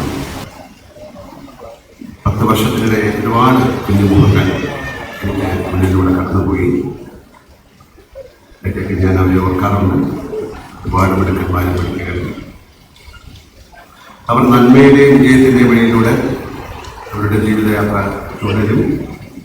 തുടരുന്നുണ്ടാവും എന്നെനിക്ക് ഉറപ്പാണ്. മാതാപിതാക്കൾക്കാണെങ്കിലും സമൂഹത്തിനാണെങ്കിലും ശരി, കുട്ടികൾ പ്രതീക്ഷയുടെ നാളങ്ങളാണ്. നാളുകളുടെ വസന്തത്തിൻ്റെ വാഹകരായി അവരെയാണ് നാം കാണുന്നത്. ഈ ലോകത്തെയും സമൂഹത്തെയും അവരിലാണ് നാം ഏൽപ്പിച്ച് കൊടുക്കുന്നത്. അവർ ഈ പ്രപഞ്ചത്തെ കേൾപ്പിക്കാതെ കാത്തു സൂക്ഷിക്കുന്നു എന്ന് നാം വിശ്വസിക്കുന്നു. അതുകൊണ്ട് അക്ഷരമുറ്റം ഇന്നിൻ്റെ ഒരു ചടങ്ങല്ല എന്ന് ഞാൻ വിശ്വസിക്കുന്നു. മറിച്ച് നാളേക്ക് വേണ്ടിയുള്ള കരുതല്ല, ഭാവിക്ക് വേണ്ടിയുള്ള നന്മയുടെ വാർത്തകൾക്കാണ് അക്ഷരമുറ്റം എന്നായി മഹത്തായ സ്വന്തം. 7 വയസ്സിന് മുമ്പ് ഒരു കുട്ടിയെ തന്നാൽ അവരെ ഞാൻ ആര് വേണമെങ്കിലും മാറ്റിത്തരാമെന്ന് ഒരു വാചകമുണ്ട്. അത് പറഞ്ഞത് അഡോൾഫ് ഹിറ്റ്ലറാണ്. നന്മ പോലെ തന്നെ തിന്മയും കുട്ടികളിൽ വളർത്താം എന്നാണ് അദ്ദേഹം ഉദ്ദേശിച്ചത്. അക്ഷരമുറ്റം പോലുള്ള പദ്ധതികൾ കുട്ടികളുടെ നന്മ വളർത്തിയെടുക്കാനും തിന്മയുടെ വഴികളിലേക്ക് അവർ പോകാതിരിക്കാനും വേണ്ടിയുള്ളതാണ്. അതുകൊണ്ടാണ് ഇത്രയും കാലം ഞാൻ ഈ പദ്ധതിയുടെ ഭാഗമായത്. അതെനിക്കും തീർത്തും വ്യത്യസ്തമായ ഒരു അനുഭവമാണ്. പക്ഷേ ദുഃഖകരമായ ഒരു വസ്തുത പറയാതിരിക്കാൻ സാധിക്കില്ല. നമുക്ക് ചുറ്റും നന്മയേക്കാൾ തിന്മയാണ് കാണുന്നത്. പഴയകാലത്തിൽ ഒരുപാട് വെളിച്ചങ്ങളും വിശാലതകളും നമുക്ക് നഷ്ടപ്പെട്ടുകൊണ്ടിരിക്കുകയാണ്. അല്ലെങ്കിൽ നാം എല്ലാം അതിനെ കളഞ്ഞു കുറിച്ചുകൊണ്ടിരിക്കുകയാണ്. ഇവർക്ക് ഈ തകർക്കയുമാണ് അതിൻ്റെ പ്രധാന വിരോധങ്ങളിൽ നിന്ന് ചുറ്റിലും നടക്കുന്ന പല കാര്യങ്ങൾ കാണുമ്പോഴും സമൂഹ മാധ്യമങ്ങളിലൂടെ കടന്ന് പോകുമ്പോഴും എനിക്ക് തോന്നിയിരുന്നു. മുഴുവൻ സാധാരണ പുഴയുടെ തീരങ്ങളിൽ നിന്ന് ലോകത്തിലെ കുറച്ച് ഭാഗങ്ങൾ അതിൻ്റെ നാടകരൂപത്തിന് വേണ്ടി കഴിഞ്ഞ ദിവസം എനിക്ക് റെക്കോർഡ് ചെയ്ത് അവതരിപ്പിക്കാൻ ഒരു ഭാഗ്യമുണ്ടായി. അതിലെ വാചകങ്ങൾ പറയുമ്പോൾ മറ്റേതോ കാലത്തിൻ്റെ സുഖകരമായ ഒരു നിഷ്കളങ്കത ഞാൻ അനുഭവിച്ചു. മനുഷ്യരും ദേശവും ഒന്നിച്ചു വാർത്ത കാലവും അതിൻ്റെ സുഖദുഃഖങ്ങളും വെറുപ്പും വിദ്വേഷങ്ങളും എല്ലാം അക്കാലത്ത് ഉണ്ടായിരുന്നു. പക്ഷെ ഇത്രമേ രൂക്ഷമായിരുന്നില്ല എന്നെനിക്ക് തോന്നുന്നു. അങ്ങനെ ഒരു കാലം ഇനി ഉണ്ടാകും, ഇനി ഉണ്ടാക്കിയേ പറ്റുള്ളൂ. അക്ഷരമുറ്റം പോലുള്ള പദ്ധതികൾ കുട്ടികളിൽ ജീവിതത്തിൻ്റെ പോസിറ്റീവ് വശങ്ങൾ മാത്രം പ്രകാശിപ്പിച്ച് കൂടുതൽ നന്മകൾ നിറഞ്ഞ ഒരു കാലത്തെ സൃഷ്ടിക്കാനുള്ളതാണ്. ഇനി എൻ്റെ മുന്നിലിരിക്കുന്ന ഈ കുട്ടികളിൽ ഞാൻ ഒരുപാട് കേരളത്തെ കാണുന്നു, ഒരുപാട് ഇന്ത്യയെ കാണുന്നു, ഒരുപാട് ലോകത്തെ കാണുന്നു. ജീവിതത്തിൽ സ്വന്തം വിജയത്തിനോടൊപ്പം നാടിൻ്റെ വിജയത്തിനും നന്മയ്ക്കും കൂടി ഇടം നൽകുന്ന തരത്തിൽ വിദ്യാഭ്യാസത്തെ വളർത്തിയെടുക്കണം എന്ന് ഞാൻ അക്ഷരത്തെ കുഞ്ഞുങ്ങളോട് പറയുന്നു. എടുക്കുന്നതിനൊപ്പം തിരിച്ച് കൊടുക്കുന്നതിനുള്ള മനസ്സും നിങ്ങൾക്കുണ്ടാകണം. ഒരു കുറുമ്പിനെ പോലും ഉപയോഗിക്കാൻ സാധിക്കാത്ത തരത്തിലുള്ള സ്നേഹനിർഭരമായ മനസ്സ് നിങ്ങൾ വികസിപ്പിച്ചു കൊണ്ടുവരണം. അപ്പോൾ വീടും നാളും ഒരുപോലെ നിങ്ങളെ ഓർത്ത് അഭിമാനം. ഒരു കാര്യം കൂടി അക്ഷരമുറ്റത്തിൻ്റെ കൂട്ടുകാരോട് പറഞ്ഞ് ഞാൻ അവസാനിപ്പിക്കാൻ. ജീവിതം എന്നത് ദീർഘമായ ഒരു യാത്രയാണ്. അതിൽ വിജയത്തെക്കാൾ പരാജയങ്ങളും ഉണ്ടായേക്കാം. പലയിടങ്ങളിലും ഒരുപാട് കാത്തിരിക്കേണ്ടി വരും. ക്ഷോഭത്തെക്കാൾ ക്ഷമയായിരിക്കണം വിവേകപൂർവ്വം നമ്മെ വഴി നടത്തുക. ക്ഷമ തന്നെയാണ് വിവേകപൂർവ്വം നമ്മളെ വഴി നടത്തുക. വിനയവും കൃത്യമാകാം, മനുഷ്യവുമാണ്. ഇത് തിരിച്ചറിഞ്ഞ വലിയ വിജയത്തിലേക്കും നിറഞ്ഞ നന്മയിലേക്കും നിങ്ങൾക്ക് യാത്ര ചെയ്യാൻ സാധിക്കട്ടെ. അതിന് അക്ഷരമുറ്റം പോലുള്ള ഈ വലിയ പദ്ധതികൾ നിങ്ങളെ സഹായിക്കട്ടെ. ഇന്ന് അക്ഷരമുറ്റ ക്വിസ് കോമ്പറ്റീഷനിൽ പങ്കെടുത്ത എല്ലാവരെയും, അതിൽ വിജയിച്ച ആളുകളെ മാത്രമല്ല എല്ലാ കുട്ടികളെയും എൻ്റെ ഹൃദയത്തിൻ്റെ ഭാഷയിൽ അഭിനന്ദിക്കുന്നു, ആശംസിക്കുന്നു. വലിയ അറിയിക്കാൻ ആഗ്രഹിക്കുന്നു. സമഗ്ര സംഭാവനയുള്ള അങ്ങയുടെ അവാർഡിൽ സാക്ഷ്യം വഹിക്കാൻ സാധിച്ചുള്ള ഒരു ഭാഗ്യവും എനിക്കുണ്ടായി. എല്ലാവർക്കും നല്ലത് വരട്ടെ, എല്ലാവർക്കും നന്മ വരട്ടെ. ശുഭരാത്രി.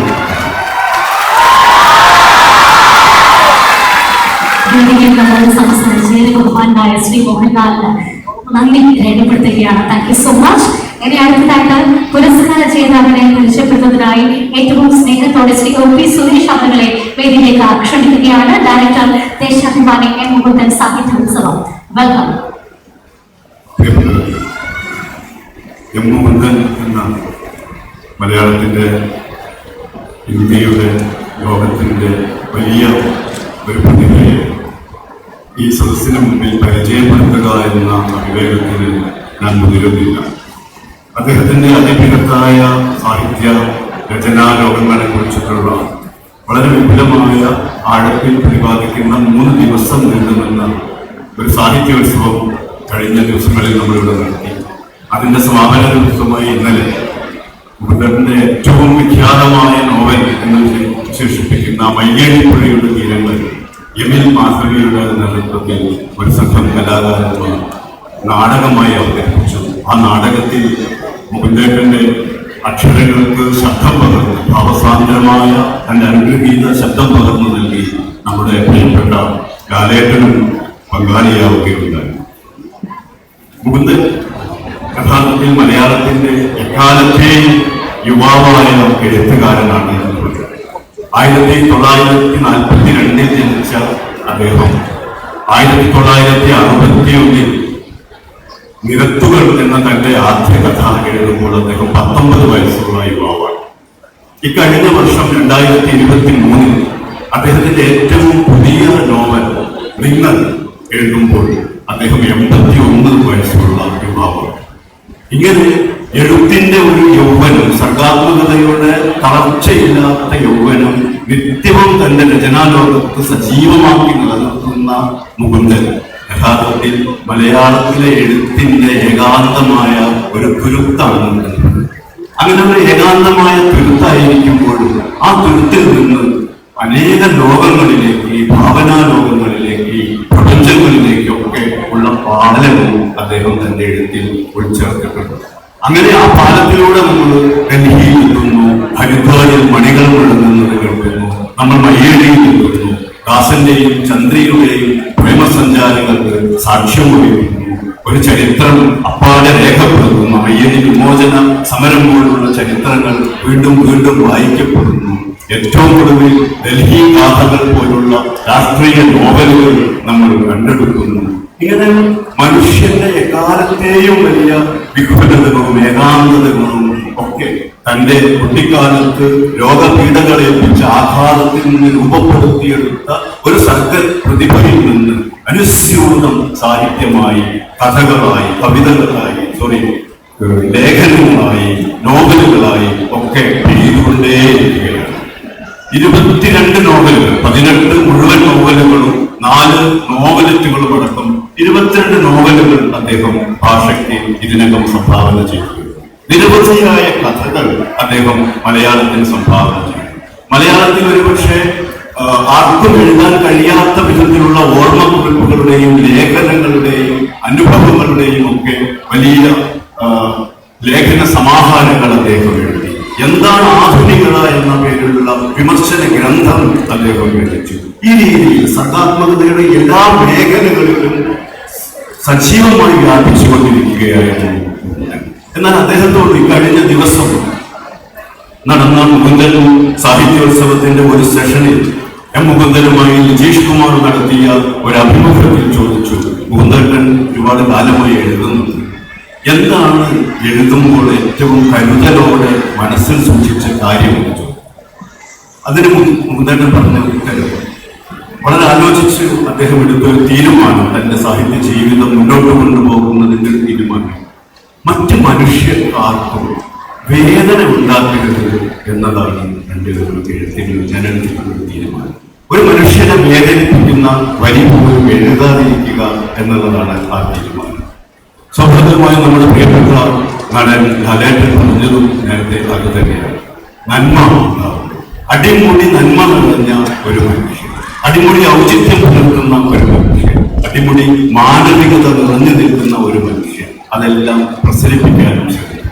മലയാളത്തിൽ ഒരുപാട് അവാർഡുകൾ നമുക്ക് കൊണ്ടുവന്നപ്പെട്ടിട്ടുണ്ട്. പക്ഷേ മലയാളത്തിലേക്ക് JCB പുരസ്കാരം കൊണ്ടുവന്നത്, ഷെവലിയർ, ഫ്രഞ്ച് ഗവൺമെന്റിന്റെ പരമോന്നത ബഹുമതിയായ ഷെവലിയർ പുരസ്കാരം കൊണ്ടുവന്നത് ഒക്കെ ഒരു പരിധിവരെ കേരളീയനല്ലാത്ത, സാങ്കേതികമായി കേരളീയനല്ലാത്ത മാഹി പുതുച്ചേരിയുടെ ഭാഗമാണ്. അവിടെ ജനിച്ചു വളർന്ന ആളുകൂടിയാണ് മുകുന്ദേട്ടൻ. അങ്ങനെയുള്ള മുകുന്ദേട്ടനിലൂടെ മലയാളം വലിയ രീതിയിൽ പുരസ്കൃതമായി, അഭിമാനപൂരിതമായി. ആ മുകുന്ദേട്ടൻ ദേശാഭിമാനി സമഗ്ര സംഭാവനയ്ക്കുള്ള ഈ വർഷത്തെ പുരസ്കാരം അഭിമാനപൂർവ്വം സമർപ്പിക്കുകയാണ്. ചെറിയ രീതിയിലുള്ള പരിചയപ്പെടുത്തലുകളല്ല, വലിയ രീതിയിൽ തന്നെ ഉള്ള ഒരു പരിചയപ്പെടുത്തലിന് കഴിഞ്ഞ 4-5 ദിവസങ്ങളായി കണ്ണൂരും പരിസരത്തുമുള്ള കേരളത്തിലൊക്കെ അപ്പാടെയുള്ള മുകുന്ദൻ പ്രേമികൾ, വയനാ പ്രേമികൾ സാക്ഷ്യം വഹിക്കുകയുണ്ടായി. അതിന്റെ പരിസമാപ്തിയിൽ ഇന്ന് ഈ പ്രമുഖമായ ചടങ്ങിൽ വെച്ച് നടൻ മോഹൻലാലിനെ പോലുള്ള ലോകോത്തര കലാപ്രതിഭകളുടെ ഒക്കെ സാന്നിധ്യത്തിൽ പ്രതിഭാസമ്പന്നതയുടെ ആ മകുട കിരീടത്തിലേക്ക് ദേശാഭിമാനിയുടെ അവാർഡ് കൂടി നൽകുന്നതിലുള്ള ഞങ്ങളുടെ അഭിമാനവും സന്തോഷവും ഒരിക്കൽ കൂടി പങ്കുവച്ചുകൊണ്ട് നിർത്തുന്നു. നന്ദി ശ്രീ OP സുരേഷ്. ഇനി നമ്മളെല്ലാവരും ആകാംക്ഷയോടെ കാത്തിരിക്കുന്ന ആ ഒരു നിമിഷത്തിലേക്ക് കടക്കുകയാണ്. ശ്രീ M. മുകുന്ദന് ദേശാഭിമാനി പുരസ്കാരം സമർപ്പിക്കാനുള്ള സമയം ആയിരിക്കുകയാണ്. ആ പുരസ്കാരം സമർപ്പിക്കുന്നതിനായി ഏറ്റവും സ്നേഹത്തോടെ, ബഹുമാനത്തോടെ ശ്രീ മുകുന്ദൻ മാസ്റ്ററിനോട് അഭ്യർത്ഥിക്കുകയാണ്. അത് ഏറ്റുവാങ്ങുന്നതിനായി ശ്രീ M. മുകുന്ദൻ അവരോട് അഭ്യർത്ഥിക്കുന്നു.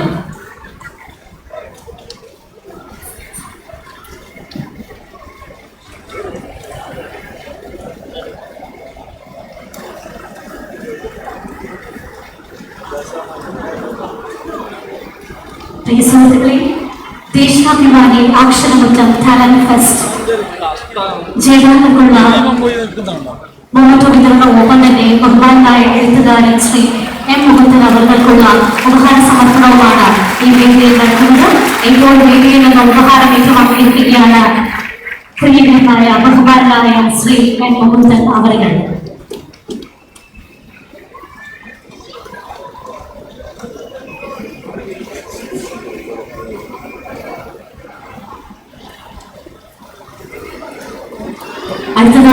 ഈ വേദിയിൽ പത്മഭൂഷൺ ഭരത് ശ്രീ മോഹൻലാലിനുള്ള ഒരു ബഹുമാനം വേദിയിൽ നിന്നും കൈമാറുകയാണ്.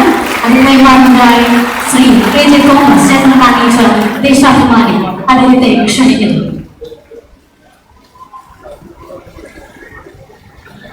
ഇനി അടുത്തത്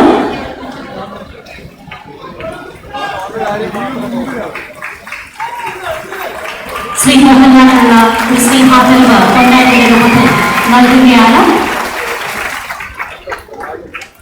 രാഘവ നൽകുന്ന ബഹുമാനായ Shri KJ Thomas, general manager, Deshabhimani. ഇനി അടുത്തതായി വേദിയിൽ അക്ഷരമുറ്റം ജേതാക്കൾക്കുള്ള സമ്മാന സമർപ്പണമാണ്. അത് നിർവഹിക്കുന്നത് ശ്രീ മോഹൻലാലാണ്. അദ്ദേഹത്തോട് ഒരു കുട്ടികൾക്കുള്ള സമ്മാനമാണ് നിർവഹിക്കുന്നതിനായിട്ട് സ്നേഹത്തോടു കൂടി ക്ഷണിക്കുന്നു. പേര് വിളിക്കുന്നതിന് പ്രകാരം കുട്ടികൾ മുന്നോട്ടേക്ക് വന്ന് ഉപഹാരം ഏറ്റുവാങ്ങണമെന്ന് അറിയിക്കുകയാണ്. ഉപഹാരം നൽകുന്നതിനായി ലാലേട്ടനെ സ്നേഹത്തോടു കൂടി ഒരിക്കൽ കൂടി ക്ഷണിക്കുകയാണ്. LP വിഭാഗം ക്വിസ് 1ാം സ്ഥാനം കരസ്ഥമാക്കിയ ജില്ല നമ്മുടെ സ്വന്തം കണ്ണൂർ. ഉപഹാരം ഏറ്റുവാങ്ങുന്നു PV Krishnalal, Kodungoor AUP school, Sreekandapuram, and also here Dhyan Tokada West UP school. സംസ്ഥാന കലാ മത്സരത്തിന്റെ വിജയികളാണ്. നിറഞ്ഞ കൈയടി നമ്മുടെ കൊച്ചു കുട്ടികൾക്ക് നൽകാൻ വേണ്ടിയിട്ട് അഭ്യർത്ഥിക്കുകയാണ്. ഇവർക്കുള്ള വസ്ത്ര നൽകുന്നത് നമ്മുടെ ഏറ്റവും ബഹുമാനായ ശ്രീ മോഹൻലാൽ.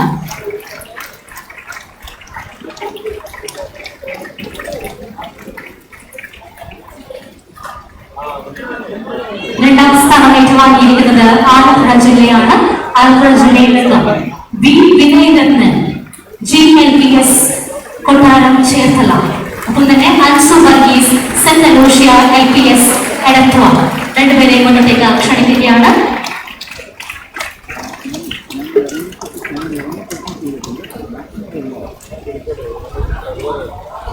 ഇത് ക്വിസ് മത്സരമായതുകൊണ്ട് തന്നെ രണ്ടുപേര് വീതം അടങ്ങുന്ന ടീമാണ് മത്സരത്തിന് എത്തിയിട്ടുള്ളത്. രണ്ടുപേരാണ് കേട്ടോ. രണ്ടുപേരും ഒരുമിച്ച് ഉപഹാരങ്ങൾ ഏറ്റുവാങ്ങാം. രണ്ടുപേരടങ്ങുന്ന ടീമിനാണ് സമ്മാനം നൽകുന്നത്.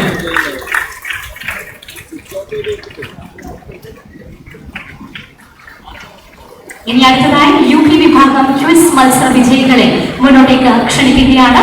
1ാം സ്ഥാനത്ത് എത്തിയിരിക്കുന്നത് കോഴിക്കോട് ജില്ലയാണ്. കോഴിക്കോട് ജില്ലയിൽ നിന്നും Amrith Fayas, GNUPS Karukuyil and S Vignesh, AUPS Ulleri. രണ്ടുപേരെയും മുന്നോട്ടേക്ക് ക്ഷണിക്കുകയാണ്. കുട്ടികൾക്കുള്ള ഉപഹാരം സമർപ്പിക്കുന്നത് നമുക്ക് ഏവർക്കും ഏറെ പ്രിയങ്കരനായ ശ്രീ മോഹൻലാൽ.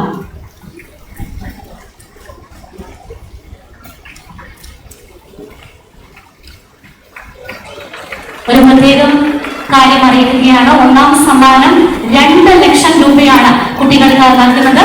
2ാം സമ്മാനമായി 1 ലക്ഷം രൂപയുമാണ് കുട്ടികൾക്ക് നൽകുന്നത്. ഇനി അടുത്തതായി UP വിഭാഗത്തിലെ 2ാം സ്ഥാനക്കാരെ വേദിയിലേക്ക് ക്ഷണിക്കുകയാണ്. കാസർഗോഡ് ജില്ലയാണ് 2ാം സ്ഥാനത്തിന് അർഹമായിരിക്കുന്നത്. കാസർഗോഡ് ജില്ലയിൽ നിന്നും M ആദർശ് മോഹൻ, GHS ബേത്തൂർ പാറ വേദിയിലേക്ക് ക്ഷണിക്കുന്നു. And also A Ashok Raj, RHSS Nileshwaram.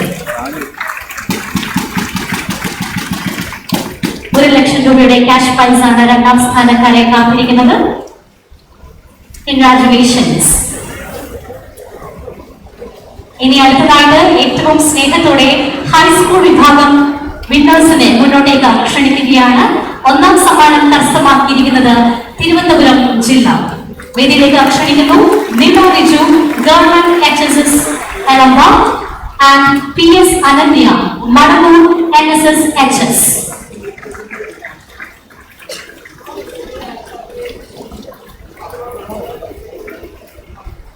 നമ്മുടെ കുട്ടികൾ ഈ ഒരു പുരസ്കാരങ്ങൾ ഏറ്റുവാങ്ങുമ്പോൾ നിങ്ങളുടെ നിറഞ്ഞ കയ്യടി ഞങ്ങൾ പ്രതീക്ഷിക്കുകയാണ്. ഒരുപാട് മത്സരങ്ങൾക്കൊടുവിലാണ് ഇവർ ഈ നേട്ടത്തിലേക്ക് എത്തിച്ചേർന്നിട്ടുള്ളത്. ഇനി അടുത്തത് ഹൈസ്കൂൾ വിഭാഗത്തിൽ 2ാം സ്ഥാനം കരസ്ഥമാക്കിയിരിക്കുന്നത് വീണ്ടും കണ്ണൂരാണ്. കണ്ണൂർ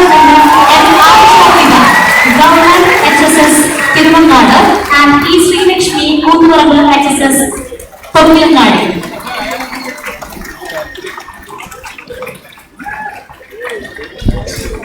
ഒന്നാം സമ്മാനക്കാരെ കാത്തിരിക്കുന്നത് 2 ലക്ഷം രൂപയാണ്. ആൻഡ് സെക്കൻഡ് പ്രൈസ് രണ്ടാം സമ്മാനമായിട്ട് നൽകുന്നത് 1 ലക്ഷം രൂപയാണ്. ഇനി അടുത്തതായിട്ട് ഹയർ സെക്കൻഡറി വിഭാഗം ഒന്നാം സ്ഥാനം കരസ്ഥമാക്കിയിരിക്കുന്നത് കൊല്ലം ജില്ലയാണ്. കൊല്ലം ജില്ലയിൽ നിന്നും AR Anandalakshmi, GHSS Ayyankoyickal and Saithani Shibu, MPL MHSS Kannanallur. വേദിയിലേക്ക് സ്വാഗതം. 2 ലക്ഷം രൂപയാണ് ഒന്നാം സ്ഥാനക്കാർക്ക് ലഭിക്കുന്നത്. Congratulations both of you. ഇനി അടുത്തതായിട്ട് രണ്ടാം സ്ഥാനക്കാരെ വേദിയിലേക്ക് ക്ഷണിക്കുകയാണ്. രണ്ടാം സ്ഥാനം കരസ്ഥമാക്കിയിരിക്കുന്നത് കാസർഗോഡ് ജില്ലയാണ്. Karthik Kishore, GHSS Parappa and K സായൻ, HSS ചട്ടഞ്ചാറ്. രണ്ടുപേരെയും മുന്നോട്ടേക്ക് ക്ഷണിക്കുന്നു. കാസർഗോഡ് ജില്ലയാണ് രണ്ടാം സ്ഥാനത്ത് ഹയർ സെക്കൻഡറി വിഭാഗത്തിൽ എത്തിയിരിക്കുന്നത്. അവർക്കുള്ള സമ്മാനമാണ് ഈ വേദിയിൽ നിന്നും നൽകുന്നത്. 1 ലക്ഷം രൂപ അടങ്ങുന്ന ചെക്കാണ് ഇവർക്കായി കൈമാറുന്നത്. Now we are moving on. കഥാരചനയ്ക്കുള്ള സമ്മാനങ്ങളാണ് അടുത്തതായിട്ട് ഈ വേദിയിൽ നിന്നും കൈമാറുന്നത്. ഒന്നാം സ്ഥാനം കരസ്ഥമാക്കിയിരിക്കുന്നത് വീണ്ടും കണ്ണൂരാണ്. കണ്ണൂരിൽ നിന്നും റോസ് ബാബു, NSS HS ആലക്കോട്. വേദിയിലേക്ക് ക്ഷണിക്കുകയാണ്. Welcome and congratulations Rose Babu.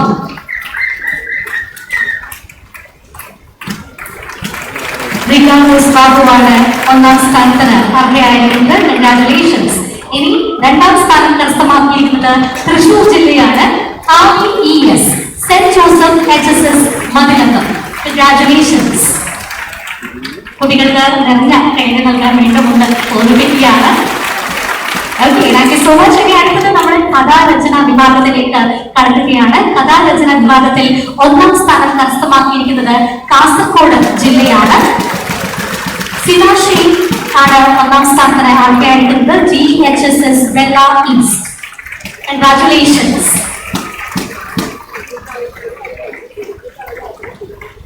Okay, ഇനി രണ്ടാം സമ്മാനത്തിലേക്ക് കടക്കുകയാണ്. രണ്ടാം സമ്മാനം കരസ്ഥമാക്കിയിരിക്കുന്നത് കോഴിക്കോട് ജില്ലയാണ്. Niveda AR, GBHSS Madappally. Congratulations.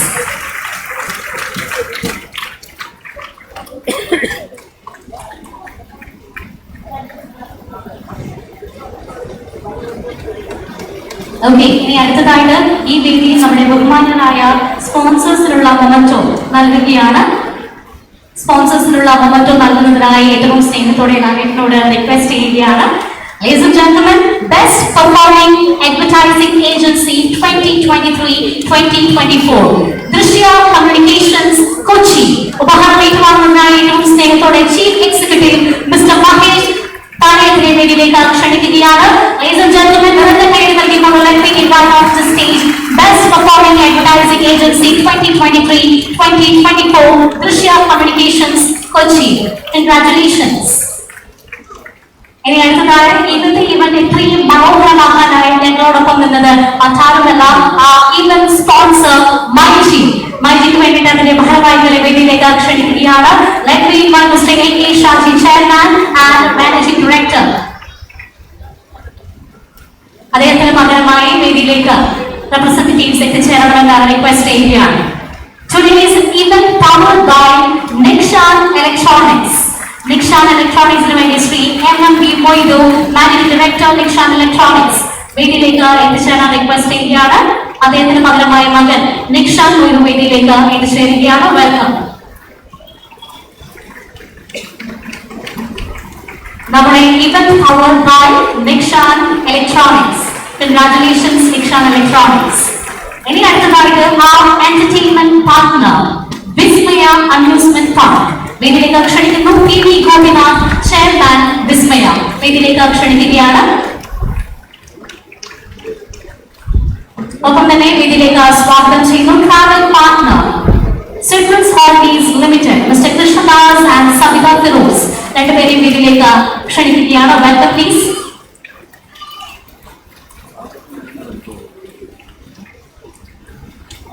അടുത്തതായി ക്ഷണിക്കുന്നു ഗ്രീൻ പ്രോട്ടോകോൾ പാർട്ട്ണർ സുജിത് മിഷൻ വേദിയിലേക്ക് എത്തുന്നു. സമീർ ഡിസ്ട്രിക്ട് കോർഡിനേറ്റർ ക്ഷണിക്കുകയാണ് വേദിയിലേക്ക്. ഇപ്പോൾ വേദിയിൽ നിന്നും on its way to our travel partner, Citrus Holidays Limited, Mr. Krishnadas and Savita Phillips. Okay, അടുത്തതായിട്ട് ഗ്രീൻ പ്രോട്ടോകോൾ പാർട്ണർ ശുചിത്വ മിഷൻ വേദിയിലേക്ക് എത്തുകയാണ്.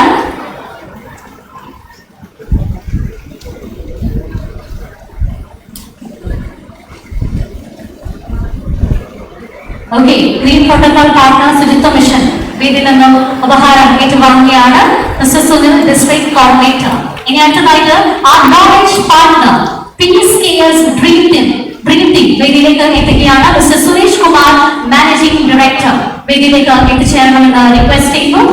ഡ്രീം ടീമിന് വേണ്ടിയിട്ട് വേദിയിലേക്ക് എത്തുകയാണ് mister Suresh Kumar, managing director, PSKS dream team. Okay, ഇനി അടുത്തതായിട്ട് നമ്മുടെ കോ സ്പോൺസേഴ്സിനുള്ള മൊമെന്റോ ഈ വേദിയിൽ നിന്നും കൈമാറുകയാണ്. ആദ്യമായി വേദിയിലേക്ക് ക്ഷണിക്കുന്നു കൃഷ്ണ ജ്വല്ലേഴ്സിന് വേണ്ടി ഡോക്ടർ CB രവീന്ദ്രനാഥ് വേദിയിലേക്ക് എത്തിച്ചേരണമെന്ന് റിക്വസ്റ്റ് ചെയ്യുകയാണ്. Welcome doctor CB Ravindranath.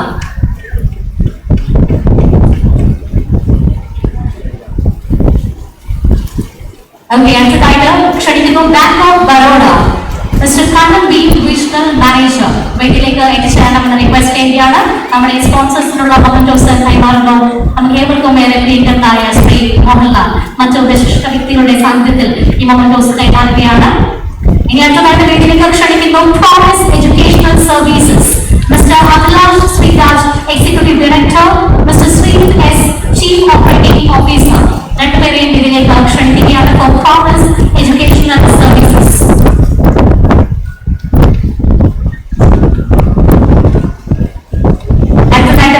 വരുന്നതിനായി Kerala ദിനേശിന് വേണ്ടിയിട്ട് mister MK Dinesh Babu, chairman Kerala Dinesh തയ്യാറായിരിക്കണമെന്ന് അഭ്യർത്ഥിക്കുകയാണ്. വേദിയിലേക്ക് എത്തിച്ചേരാൻ റിക്വസ്റ്റ് ചെയ്യുന്നു. ഇപ്പോൾ വേദിയിൽ നിന്നും മൊമെന്റോ ഏറ്റുവാങ്ങുന്നു പ്രോമിസ് എഡ്യൂക്കേഷണൽ സർവീസസ്.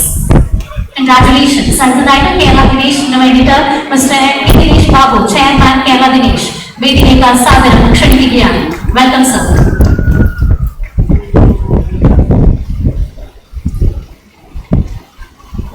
ഇനി അടുത്തതായി AKG മെമ്മോറിയൽ കോഓപ്പറേറ്റീവ് സൊസൈറ്റിക്ക് വേണ്ടി പ്രസിഡന്റ് P പുരുഷോത്തമൻ വേദിയിലേക്ക് എത്തിച്ചേരണമെന്ന് അഭ്യർത്ഥിക്കുകയാണ്. Welcome mister P Purushothaman, president AKG memorial cooperative society.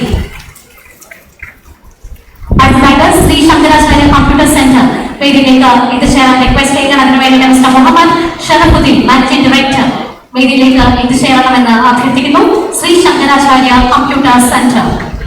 ഒപ്പം തന്നെ അടുത്തതായിട്ട് നാഷണൽ ഇലക്ട്രോണിക്സിന് വേണ്ടി mister KP Faisal, managing director തയ്യാറായിരിക്കണമെന്ന് അഭ്യർത്ഥിക്കുകയാണ്.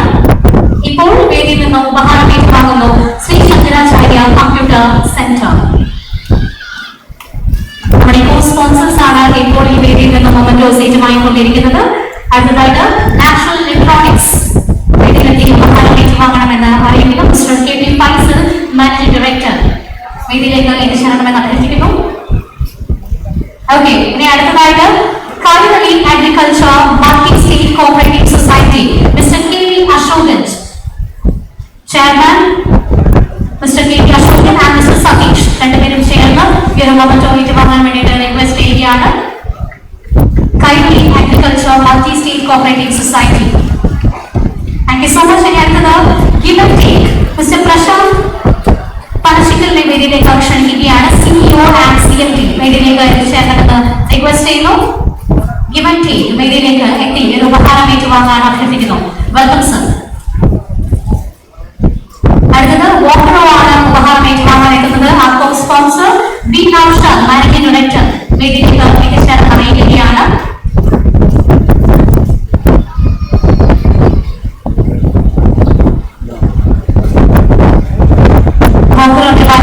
വേദിയിലേക്ക് എത്തിച്ചേരണമെന്ന് അറിയിക്കുന്നു. കൺസ്യൂമർ ഫെഡാണ് ഉപഹാരം ഏറ്റുവാങ്ങുന്നത്. R Pradeep Kumar, regional manager വേദിയിലേക്ക് എത്തിച്ചേരാൻ റിക്വസ്റ്റ് ചെയ്യുകയാണ്. Welcome R Pradeep Kumar, regional manager consumer fed വേദിയിലേക്ക് ക്ഷണിക്കുകയാണ്. അടുത്തതായിട്ട് സൂര്യ ഗോൾഡ് ലോൺ കൺസ്യൂമർ ഫെഡ് ഇവിടെ ഉണ്ടെങ്കിൽ ഓക്കെ. അടുത്തതായിട്ട് സൂര്യ ഗോൾഡ് ലോൺ വേണ്ടിയിട്ട് ഡയറക്ടർ സെൽവി ശിവകുമാറിനെ വേദിയിലേക്ക് ക്ഷണിക്കുകയാണ്. വെൽക്കം സെൽവി ശിവകുമാർ, ഡയറക്ടർ സൂര്യ ഗോൾഡ് ലോൺ വേദിയിലേക്ക് എത്തിച്ചേരാൻ റിക്വസ്റ്റ് ചെയ്യുകയാണ്. വെൽക്കം.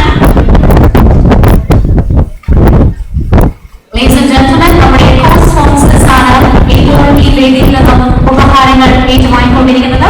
ഇപ്പോൾ വേദിയിലേക്ക് എത്തിക്കുകയാണ് സൂര്യ റെപ്രസെന്റ് ചെയ്തുകൊണ്ട് ഡയറക്ടർ സെൽവി ശിവകുമാർ വേദിയിലേക്ക് എത്തുന്നു. ഇനി ശ്രീശം speciality hospital mister Niru Mundayad അദ്ദേഹം വേദിയിലേക്ക് എത്തിച്ചേരാൻ റിക്വസ്റ്റ് ചെയ്യുകയാണ്. He is the CEO Sreechand speciality ഹോസ്പിറ്റലിന്റെ സിഇഒ മിസ്റ്റർ നിരൂപിനെ വേദിയിലേക്ക് ക്ഷണിക്കുകയാണ്. To receive the token of love from us. അടുത്തത് LK group of educational services founder mister Rajesh Puthanpurayil വേദിയിലേക്ക് എത്തിച്ചേരാൻ അറിയിക്കുകയാണ്. വേദിയിലേക്ക് എത്തിച്ചേരണമെന്ന് അഭ്യർത്ഥിക്കുന്നു please. LK group of educational services founder mister Rajesh Puthenpurayil. ഇനി അടുത്തതായിട്ട് AG Hospital Mangalore doctor Prashanth മാംഗ്ലയെ വേദിയിലേക്ക് ക്ഷണിക്കുകയാണ്. Managing director AG Hospital and Research Centre. അവിടെ ഉണ്ടെങ്കിൽ എത്രയും പെട്ടെന്ന് വേദിയിലേക്ക് എത്തിച്ചേരാൻ അഭ്യർത്ഥിക്കുകയാണ്. ഓക്കെ, ഇനി അടുത്തത് ജനത ചാരിറ്റബിൾ സൊസൈറ്റി വെള്ളൂർ വേദിയിലേക്ക് സ്വാഗതം ചെയ്യാം. President AV Kunhikannan and secretary Sreejith K രണ്ടുപേരെയും വേദിയിലേക്ക് ക്ഷണിക്കുകയാണ്. Welcome please.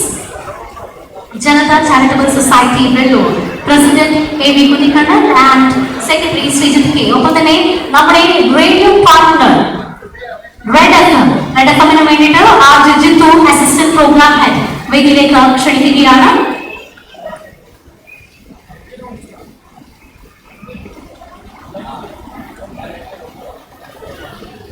വേദിയിലേക്ക് radio partner red F assistant programme head RJ ജിത്തുവിനെ ക്ഷണിക്കുകയാണ്.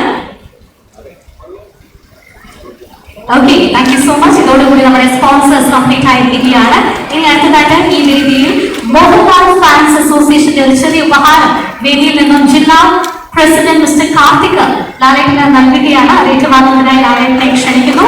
ഏറ്റവും സ്നേഹത്തോടെ മിസ്റ്റർ കാർത്തികിനെ വേദിയിലേക്ക് ക്ഷണിക്കുകയാണ്. To receive this appreciation. Mohanlal fans association Kannur ജില്ല നൽകുന്ന ഒരു ഉപഹാരമാണ് ഈ വേദിയിൽ നിന്നും കൈമാറുന്നത്. Okay, thank you so much. All of you kindly please be seated. വേദിയിലുള്ള മുഴുവൻ വിശിഷ്ട വ്യക്തികളും തിരിച്ച് ഉപവിഷ്ടരാവണമെന്ന് അഭ്യർത്ഥിക്കുകയാണ്.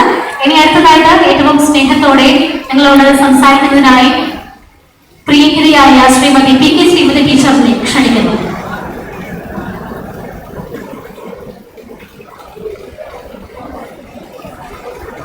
പ്രിയപ്പെട്ടവരെ, പ്രധാനപ്പെട്ട എല്ലാ ചടങ്ങുകളും ഇവിടെ നിർവഹിച്ചു കഴിഞ്ഞിട്ടുണ്ട്.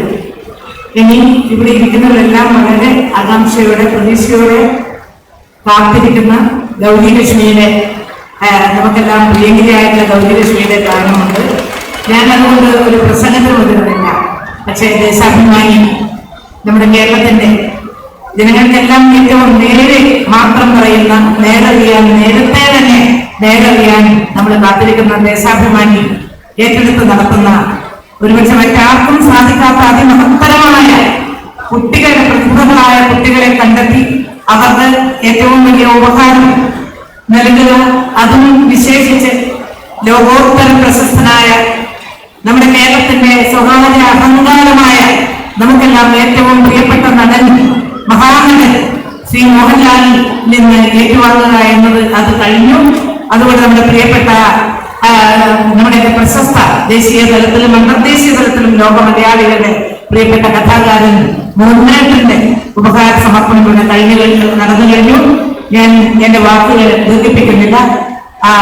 ഇനിയും നമ്മുടെ ദേശാഭിമാനിക്ക് ഇതുപോലെ ജനകീയ സംരംഭത്തിലൂടെ ഉയർന്നു വരാൻ കഴിയട്ടെ എന്ന് മാത്രം ആശംസിച്ചുകൊണ്ടും നമ്മുടെ പ്രിയപ്പെട്ട കുട്ടികൾക്ക് ഇനിയും ഏറ്റവും ഉയർന്ന നിലയിലേക്ക് അവർക്ക് വളർന്നു വരാനും ഇതൊരു പ്രചോദനമാകട്ടെ എന്ന് മാത്രം ആശംസിച്ചുകൊണ്ട് ഞാൻ എന്റെ വാക്കുകൾ ചുരുക്കുന്നു. വേദിയിൽ സംസാരിച്ച ശ്രീമതി PK ശ്രീമതി ടീച്ചർക്ക് നന്ദി രേഖപ്പെടുത്തുകയാണ്.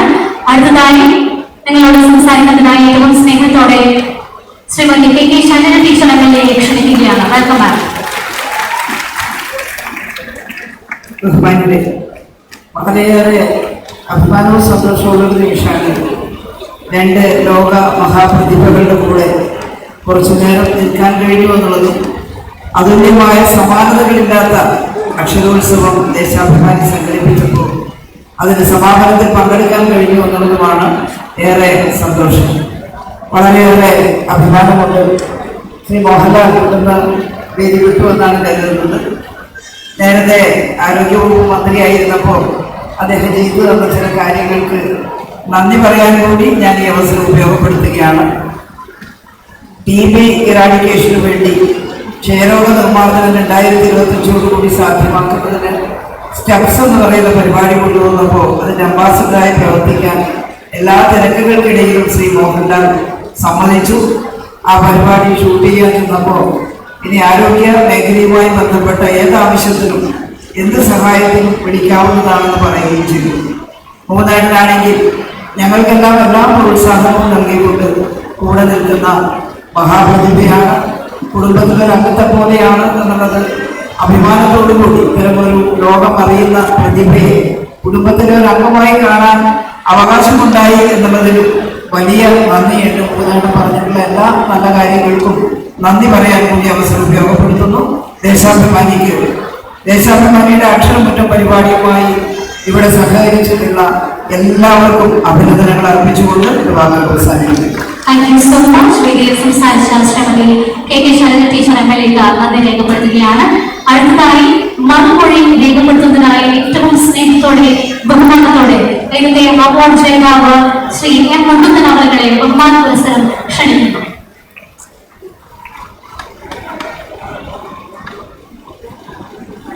നമസ്കാരം. വൈകിപ്പോയി, അതുകൊണ്ട് ദീർഘമായി സംസാരിക്കുന്നില്ല. എൻ്റെ രചനാ ജീവിതത്തിലെ ഒരു അപൂർവ നിമിഷമാണ് ദേശാഭിമാനിയുടെ പുരസ്കാരം ഏറ്റുവാങ്ങുക എന്നുള്ളത്. ഞാൻ ഈ പുരസ്കാരം ഏറ്റുവാങ്ങിയത് ബഹുമാനപ്പെട്ട ഗോവിന്ദൻ മാസ്റ്ററെയും നമ്മുടെയൊക്കെ എക്കാലത്തെയും പ്രിയപ്പെട്ട നടനായ മോഹൻലാലിൻ്റെയും കൈകളിൽ നിന്നാണ്. അതിൽ എനിക്ക് പ്രത്യേക സന്തോഷമുണ്ട്. ആദ്യമായിട്ടാണ് ഞാനൊരു സിനിമാ താരത്തിൻ്റെ കയ്യിൽ നിന്ന് ഒരു പുരസ്കാരം ഏറ്റുവാങ്ങുന്നത്. അത് നമ്മുടെ മഹാനടൻ മോഹൻലാൽ തന്നെയായതിൽ വളരെ സന്തോഷമുണ്ട്. ഞാൻ വളരെ ഇഷ്ടപ്പെടുന്ന ഒരു നടനാണ്.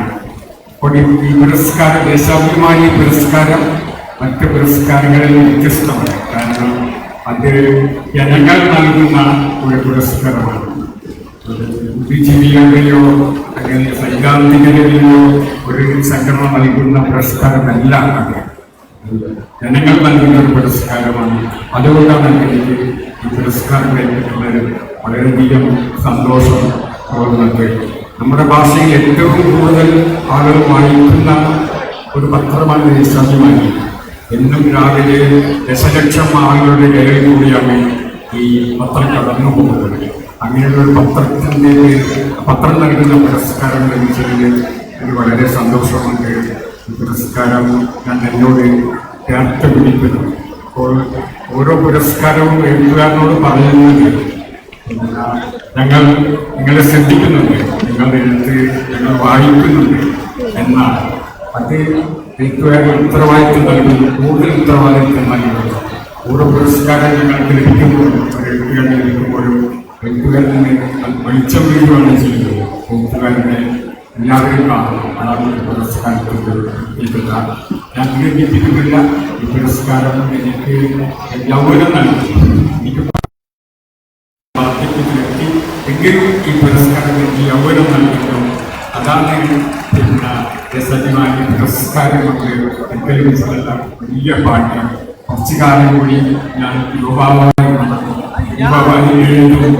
അപ്പോൾ ഇക്കാലം അത്രയും നിങ്ങൾ കൂടെയുണ്ടായിരുന്നു, ഇനിയും കൂടെയുണ്ടാകണം. കിട്ടുന്നില്ല. ദേശാഭിമാനിക്ക് നന്ദി പറയുന്നു. എങ്ങനെയാണ് നന്ദി പറയുന്നത് എനിക്കറിയില്ല. ഹൃദയപൂർവ്വം നന്ദി പറയുന്നു. പിന്നെ നിങ്ങൾക്കെല്ലാവർക്കും വായനക്കാർ എഴുത്തുകാരുടെ കരുത്ത് എന്നുള്ളത് വായനക്കാരാണ്. വായനക്കാർക്ക് കൂടെയില്ലെങ്കിൽ എഴുത്തുകാർ കുടുംബങ്ങൾ. നിങ്ങൾക്കും നന്ദി. നമസ്കാരം. വേദിയിൽ മറുമൊഴി ഭാഷണം നടത്തിയ ശ്രീ M. മുകുന്ദന് ഹൃദയത്തിൽ നിന്നും നന്ദി രേഖപ്പെടുത്തുകയാണ്. അല്പസമയത്തിനകം നിങ്ങൾ എല്ലാവരും ആകാംക്ഷയോടെ കാത്തിരിക്കുന്ന ഗൗരി ലക്ഷ്മിയുടെ മ്യൂസിക്കൽ എന്റർടൈൻമെന്റ് നൈറ്റ് ഈ വേദിയിൽ നടക്കാനിരിക്കുകയാണ്. ബിഫോർ ദാറ്റ് ഈ ചടങ്ങിന് നന്ദി രേഖപ്പെടുത്തുന്നതിനായി ഏറ്റവും സ്നേഹത്തോടെ coordinator Aksharamuttam Talent Fest Shri Narayanan കാവുമ്പായിയെ ക്ഷണിക്കുന്നു. കണ്ണൂരിൻ്റെയും അക്ഷരമുറ്റത്തിന്റെയും അനുഭവങ്ങളിലെ അമോഘനമായ നിമിഷങ്ങൾ സമ്മാനിച്ച ഈ സാംസ്കാരിക സന്ധ്യയ്ക്ക് സമാപനമാവുകയാണ്. ഇവിടെ ഈ കൂട്ടായ്മയ്ക്ക് പ്രകാശഭരിതമായ അന്തരീക്ഷം പകർന്ന എല്ലാ സുമനസ്സുകളെയും തൈലം ദേശാഭിമാനി അക്ഷരമുറ്റം താരന്ത് ട്രസ്റ്റിന്റെ പ്രവർത്തകർ ഹൃദയപൂർവ്വം കൃതജ്ഞത രേഖപ്പെടുത്തുകയാണ്. അക്ഷരമുറ്റത്തിന്റെ ഗുഡ്വിൽ അംബാസിഡർ കൂടിയായ മലയാളത്തിലെ മഹാനടൻ Mohanlal, Communist Party of India മാർക്സിസ്റ്റിന്റെ പോളിറ്റ് ബ്യൂറോ അംഗവും സംസ്ഥാന സെക്രട്ടറിയുമായ വി ഗോവിന്ദൻ മാസ്റ്റർ, മലയാളത്തിന്റെ അഭിമാനമായ സാഹിത്യകാരൻ എം മുകുന്ദൻ തുടങ്ങി ഈ വേദിയെയും സദസ്സിനെയും സമ്പന്നമാക്കിയ എല്ലാ അധ്യാത്മിക പ്രതിഭകൾക്കും സുമനസ്സുകൾക്കും ഹൃദയം നിറഞ്ഞ നന്ദി. വേദിയിൽ നന്ദി രേഖപ്പെടുത്തിയ നാരായണൻ കാവുമ്പായി അവർക്ക് നന്ദി രേഖപ്പെടുത്തുകയാണ്. ഒപ്പം തന്നെ മറ്റൊരു കാര്യം അദ്ദേഹം അറിയിക്കുന്നു. ഇവിടെ സാന്നിധ്യം കൊണ്ട് വിശിഷ്ടമാക്കിയ Shri Madhupal, Shri P Karunakaran, Shri M V Balakrishnan master, Shri P Jayarajan, Shri T V Rajesh, doctor V Sivadasan M P, Shri N Chandran, Shri Valsan Paroli, Shri P Santhosh Kumar M P, Shri K V Sumesh M L A, Shri M Vijayan M L A, doctor Ananthu, Shri Manoharan മേറായി, സജീവ് കൃഷ്ണൻ, പി പി ദിവ്യ അവർ, ശ്രീ കെ ടി ശശി എന്നിവർക്ക് പ്രത്യേകം നന്ദി ഈ അവസരത്തിൽ രേഖപ്പെടുത്തുകയാണ്. Ladies and gentlemen, ഇനി എല്ലാവരും ആകാംക്ഷയോടെ കാത്തിരിക്കുന്ന ആ ഒരു മുഹൂർത്തം അല്പസമയത്തിനകം ഈ വേദിയിൽ നിങ്ങൾ എല്ലാവരും സാക്ഷ്യം